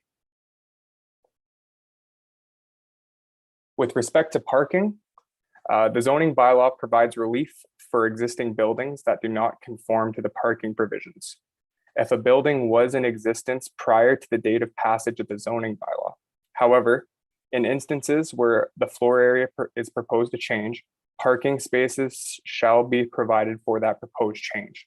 So in this case, the footprint is remaining unchanged. However, they are going up an additional story. On that additional story, there is 7 proposed apartments, and there is a parking requirement of 1 space per unit. As a result, the proposal is deficient for those 7 spaces, as I had mentioned. However, the official plan and the cash in lieu of parking bylaw states the town may consider cash in lieu of parking as an option for new development. Any funds collected under this provision must be set aside and used to create new public parking within the central business district in convenient locations that support the pedestrian-oriented character of this area. As such, staff are recommending that a condition of approval for this application upon the payment of cash in lieu of parking at the rate of $3,000 per parking space. That's the rate contemplated within the bylaw. Fees collected for cash in lieu of parking are placed in a special account to be used to address parking in the central business district in a more comprehensive manner. Some minor amendments with respect to next steps are required. This is with respect to lighting, some amendments to vegetation and stormwater management. It's not anticipated that they will alter the site design that is currently proposed. And as such, staff are recommending approval of the application subject to conditions. Those conditions being that all final plans and drawings be to the satisfaction of the town and that all other commenting agencies. And as mentioned, cash in lieu of parking being provided in accordance with bylaw 89-200 in the amount of $21,000, which is $3,000 per parking space for the 7 units on the 3rd proposed story. In addition to this, as I'm sure committee is aware, we did receive a letter this morning from the neighboring property owner to the immediate east, which would be this building here that you can see. I'd like to take the time, they did outline about 6 concerns. Staff have worked to address those, and I'd just like to go with you through them in order. Great, thank you. So the first 2 concerns, as mentioned in the letter, They're satisfied with the approach, and that's with respect to stormwater management and a vegetation strip at the back. So on the site plan here, the applicant is providing some vegetation. However, there was the inclusion of a note to provide some vegetation along this. Staff are of the opinion that that's one of the requirements in the amended site plans that will be forthcoming, as well as the concerns around the drainage as well would be part of the stormwater management plan, which is yet to be finalized. The third point brought up in the letter was with respect to the windows on the east portion of the lot and the development potential that they pose for the neighboring property to expand. There's nothing precluding this development from happening in both the zoning bylaw or the Ontario Building Code that limits the location of windows at this point. If the maximum potential of each property was protected for their full development potential, it would halt all development. The town does process applications in which the order they're received and applies the applicable regulations, zoning bylaws, and codes necessary in the order that they come in. So from this perspective, the proposal is both compliant with the zoning bylaw, with the location of the windows, and further the Ontario Building Code would address the windows, and that those comments have been also confirmed by the chief building official. Further, the fire separation, which is also a primary concern with windows at close, there is a note on the plan that they are the appropriate fire separated windows with fire shutters. Item number 4 was with respect to the murals. So we've gone out and taken some additional photos on site. So these were the murals in question, which were affixed to the building, as I believe in part of a joint venture with the BIA. They are permanently fixed to the building. So there's nothing in the site plan agreement that would capture the preservation of these murals. However, whether or not this question could be directed to the applicant, whether they'd be willing to work with the BIA to return the murals, or if there's any anticipation that they could be preserved. Staff would also note that the second floor windows being proposed appear to be above the murals, so they may remain intact. But again, that's a question that could be posed to the applicant. With respect to the privacy issues and the number of windows on the east, which is item number 5, the architect for the project has provided this plan here. So this is the second floor, and it also shows the relationship with the neighboring building who had provided the letters. It is noted that this window here that my cursor is on is an existing window. And further, that the only window that would be directly pointed at the building footprint as it sits today is this window here. Now, I would remain that my comments with respect to the building code and that windows can't be directly facing into one another stands, and that this window would be put in compliance with the code, but there's nothing in the zoning bylaw that precludes this location. All other remaining windows, as you can see, would be facing onto the rear of the parking lot. And further, the third story that's being proposed would be at the roof line level of the building and not looking into any windows. The last item, item number 6, which is with respect to safety concerns in the construction. The applicant could speak to this further, but has confirmed that all work will be contained to their site, and they're not anticipating using neighboring properties to complete the work. However, this isn't something that we would capture within the site plan agreement. This is something that would be between the two neighbors, whether or not they want to seek permission to gain access onto that property. It's not something we control through the site plan application. Lastly, the conversation around parking and the concerns over the number of spaces. As mentioned, the only parking that's being required through cash and lieu is for the third story that's being proposed. The apartments that are on the second floor would meet the intent of the zoning bylaw. So we are using the cash in lieu of parking, which is prescribed under the Planning Act for municipalities to collect. And further, our bylaw 89-200 gives the amount of $3,000 per space which is why we've included that provision. I'd be happy to answer any questions you may have about this. Thank you very much for that thorough report, Adam. That was great. I understand that the applicant's representative may want to speak to this application. Yes, Chair, I do see one hand raised, so I will bring them into the meeting now. As a reminder, please have your video on and microphone on, and please confirm your name and full mailing address.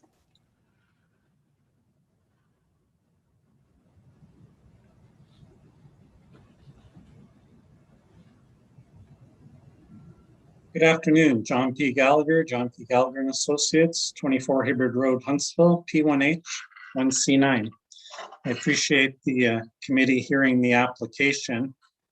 We only received that letter from the abutting neighbor at 11:30 today, so we've been scrambling, trying to address some of the concerns, and I've had some discussions with my clients. And as committee is aware, the site plan process is not a public process. It's not appealable by adjacent landowners, and typically the town doesn't take in public comments with respect to the applications for site plan under the approval.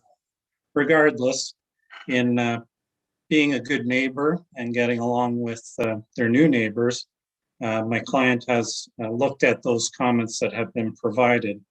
Firstly, I want to say that, it is somewhat disheartening that the theater has closed in Huntsville.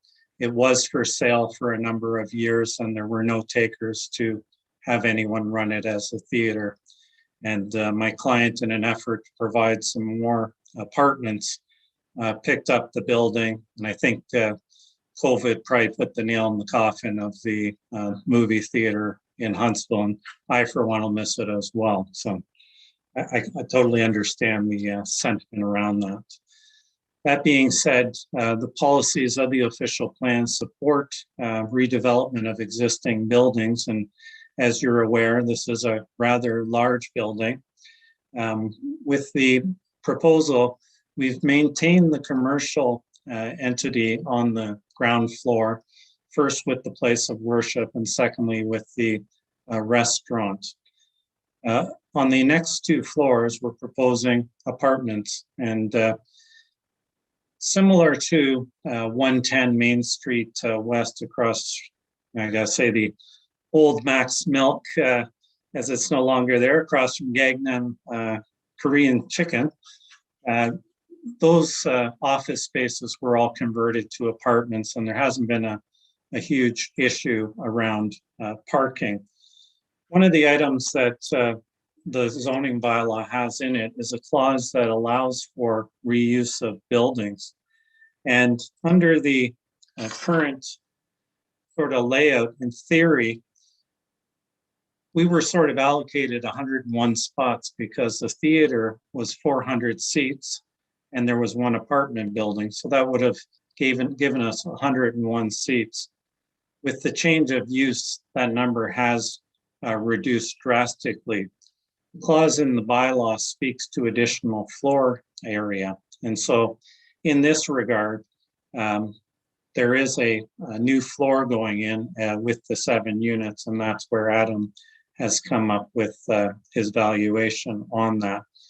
And the other thing that we've done there is we've provided 5 spots, and there wasn't a full-blown parking lot to the rear of the movie theater. There was a garage there for the storage of items, I believe.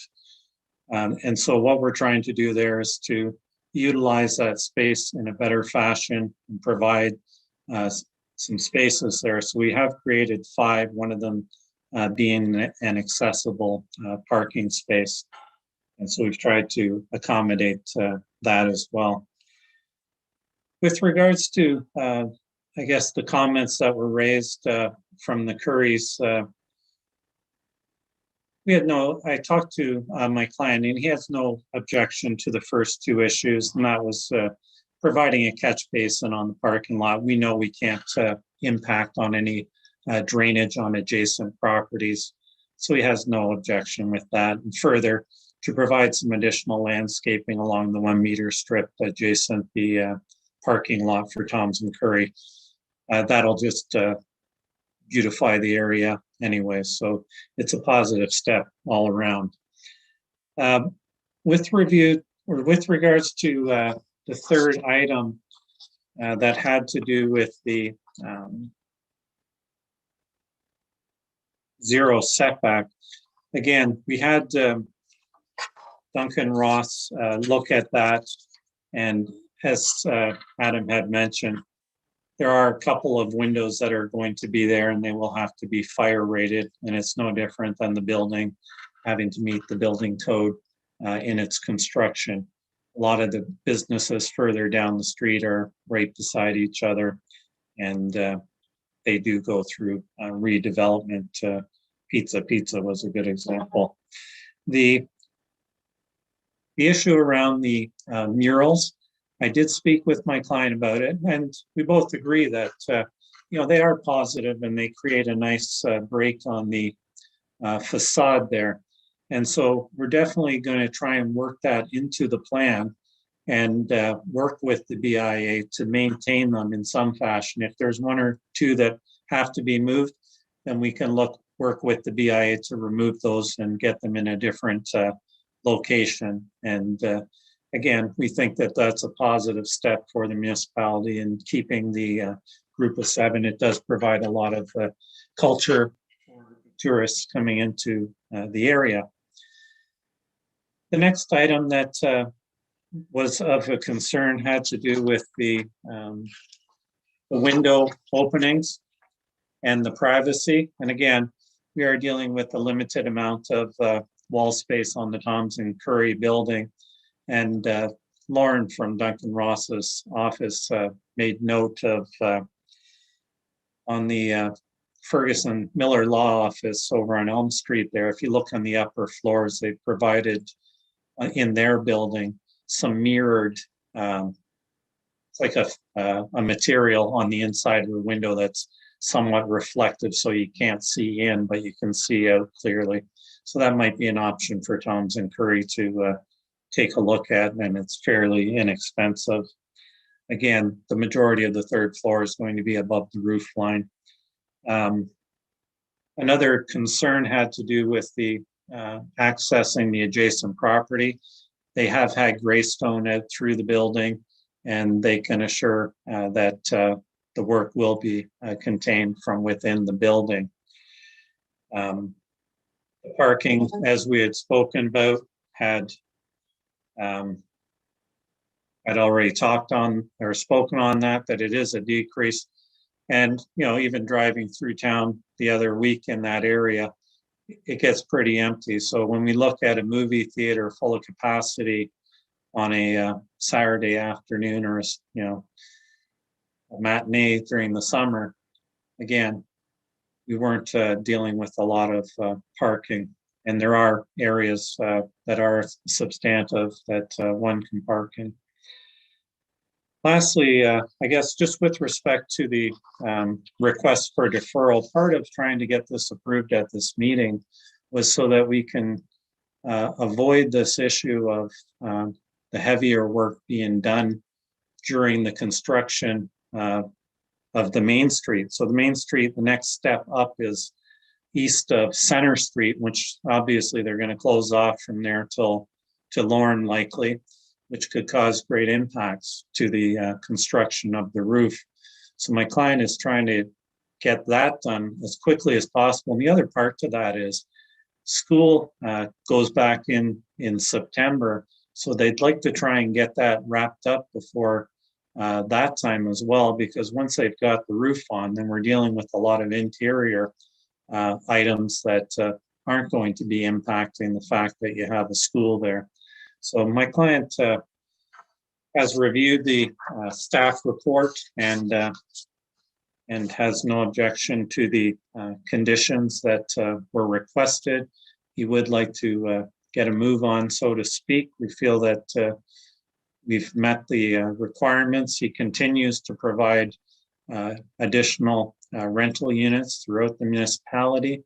And I'd be glad to answer any questions. Lauren's also available if there's specific questions with regards to the building code and those like. Thank you. Thank you very much, John. So with that, I will ask Julie to put the motion on the screen and I'll read it and then ask committee for comments or questions. So we do have a motion moved by Councillor Wiebe, seconded by Councillor Fitzgerald. It is recommended that the Director of Development Services approve site plan amendment application SPA 72 2021 HT, and that the agreement be prepared to the satisfaction of the town, and further that the mayor and clerk are hereby authorized to sign any necessary documentation, conditional on all final plans and drawings being to the satisfaction of the town and all other commenting agencies. Cash in lieu of parking being provided in accordance with bylaw 89-200 in the amount of $21,000, which is $3,000 per parking space. With that, I would ask if there are questions or comments. I see Councillor Wiebe with his hand up first. Thank you, Chair Alcock. I concur with the sentiments on parking in terms of a movie theater at capacity creates a far greater headache for parking than does these units and the restaurant. However, I can't quite get my head around full-time overnight parking for people who live in one of the apartments. So how does that get, if you've got 14 apartments and 14 cars, what would be the plan for those 14 cars? Okay, Adam, would you like to take a stab at that? Yeah, thank you, Chair. Through you. I mean, we're operating under the assumption that each individual that's going to be occupying one of these units does own a car. I may be speaking out of turn, but I would imagine these units would be advertised whether or not those units included parking or not. And if I was looking for parking, or if I needed parking and I was looking for accommodation, I would look to a unit that either had it or didn't have it to meet my needs. Also, in saying that, the close proximity to being in the central business district is that walkability factor, having everything you need in walking distance, the green space, the shops, and everything is right there for you. So I imagine that's what will be utilized by the tenants there, and that's part of the consideration. And further, in taking that cash in lieu of parking, it does provide the town further opportunity to improve the parking situation, as it says, in more of a comprehensive manner in the area. Okay, thank you, Councillor Wiebe. Yeah, can I follow up? Great. Can staff tell me where we're at in terms of how much we've collected for cash in lieu parking? Like what kind of reserve we have that we're working with? I'm kind of trying to get a sense for, are we nearing a place when we can spend some capital on some major parking, comprehensive parking? Director Maxwell. Thank you, Chair Alcock. I will have to look into that and get back to committee. I believe that the town did recently acquire a lot next to the curling club, and I believe that some of our cash in lieu of parking reserve may have contributed to that, but I will have to follow up with you, I'm afraid. Right, thank you. Okay. Councillor Stone. Yeah, I am thrilled that this is happening. So many rental units are coming forward. They're desperately needed. Really disappointed about the parking, but I think I have to be in favor of this because of the desperate need. And I do believe, as Adam suggested, that many of these renters may not have cars at all, but we do have a parking issue. We need to continue to work towards that end of getting more parking downtown. It's always an issue, but I'd like to congratulate the property owner and welcome him to downtown and say thank you for all you're about to do. Great. Thank you, Councillor Stone. Councillor Armour. Thank you, Chair Alcock. I'm just curious, through you to John. John, are these going to be low-income housing or subsidized housing at all to meet that demand? And also, I think or affordable, maybe. Given there's 2 points, I guess, to make. And firstly, as more apartments come online in any municipality, it impacts the rental rates that one can charge. I don't think he's in the program for the affordable housing. But like I said, as soon as you start providing more apartments, then it opens up other opportunities for lower incomes. So for example, if you have some substandard, I'll say a basement apartment that's renting for $1,000 a month, and these are renting at, whatever, 1,400, it may be that the people in the 1,000 would move up to that could afford it would move up to the 14, which opens up the others that are of a lesser quality, so to speak. The other thing with parking, and I don't know if it's ever been explored by the town, and we do see the area in behind River Mill Park. There's quite a few apartments that are along that side of Main Street, above the mill and through that area. If there were some type of off-hour parking pass that might be available, that might be something to look in. That way, when the municipal lot is not being used in the off hours, it's still generating some revenue and providing some parking. So that's just a thought. Thank you. Thank you for that response. Councillor Armour, follow up? Just to follow up, and I noticed that they're fairly small. So are these going to be like 1-2 bedroom apartments? Yes, it's a mix of units, and yes, I believe some of them are like smaller suites, etc. I think they were attached. The floor plan was attached to the drawing or to the agenda there. There were definitely a number of suites that were less than 400 square feet that were. Yeah, so that would likely be a 1-bedroom. And just, yeah, we've got quite a few at 390 square feet. There's a few at 700. So 700 could be a small 2-bedroom. 340 is likely a 1-bedroom or a bachelor type unit. So if I may, to follow up on Councillor Armour's question about the affordable units, I hear what you're saying, John, about, you provide more rentals and it frees up some others. And I was sort of hoping that with maybe the smaller units that they might be a tad more affordable than $1,400 a month. Don't take my 1,400 as there's a lot of units. I'm just saying the average for a 2-bedroom apartment is that price.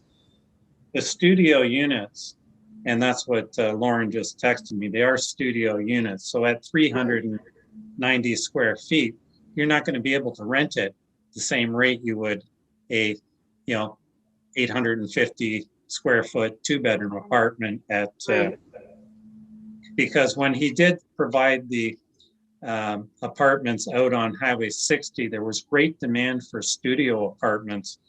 And, even with the, I think it was approximately 80 units out there, I think there was about 160 people that were wanting to be on the list. And so a studio unit will definitely be a lower rate and probably well desired. That's great. I don't get me wrong. I think I'm really supportive of this project. I kudos to your client, and I think it's an interesting proposal. It's the idea of having a community hub and doing something very different. I feel the same. I think it's sad that we're losing the theater, but it's been for sale for years. So, and I think your client's doing a lot of good things and trying to be community minded about protecting the murals and doing all of that. But me, my hope would be that it's an additional 14 rental units. That's exciting. Some of them are very small, and so there's an opportunity to provide affordable units. So that's my plug. I hope your applicant, your client is listening carefully, because I think that would just be really wonderful. So that's correct. He is listening. Good. Good. All right. Councillor Armour. My last one, I'm sure this is happening, but AOTA, are there going to be any apartments for accessibility on the lower floor? Because I don't see an elevator or anything like that. Yeah, there is actually an elevator, Dan, Elevator. at the back of the building there. And so there will be, under the building code, there's a number that are required to be accessible units, and Lauren's looking after that. Okay. Great. So I don't know if there are any other questions or comments. I have read the motion. I will call the question. All those in favor? And that carries unanimously. Thanks, John, for the presentation. Thank you. Have a great day. You too. All righty-o. That's it for our main items. And with that, I can go on to, we don't have anything under new business, but under general information, we do have a verbal update from Richard or Kirsten on the community planning permit bylaw. Thank you, Madam Chair. I'll speak to that. Okay, great, thanks. Just an update for committee that we are working on revising the draft to ensure that it covers all of the items that we've heard about through all of our consultation, the natural heritage features and setbacks and all the things we've looked at. So we will be bringing the draft forward as soon as it's ready. And I hope everyone is eagerly anticipating it. Well, that was a very short update. Thank you for that. I think we're all very appreciative of that. So with that, I believe the next item is a motion to adjourn. I have a motion moved by Councillor Stone, seconded by Councillor Armour. It is recommended that we do hereby adjourn at 3:27 p.m. All those in favor? And that carries unanimously too. Thank you all for a really good discussion today, a couple of really difficult issues.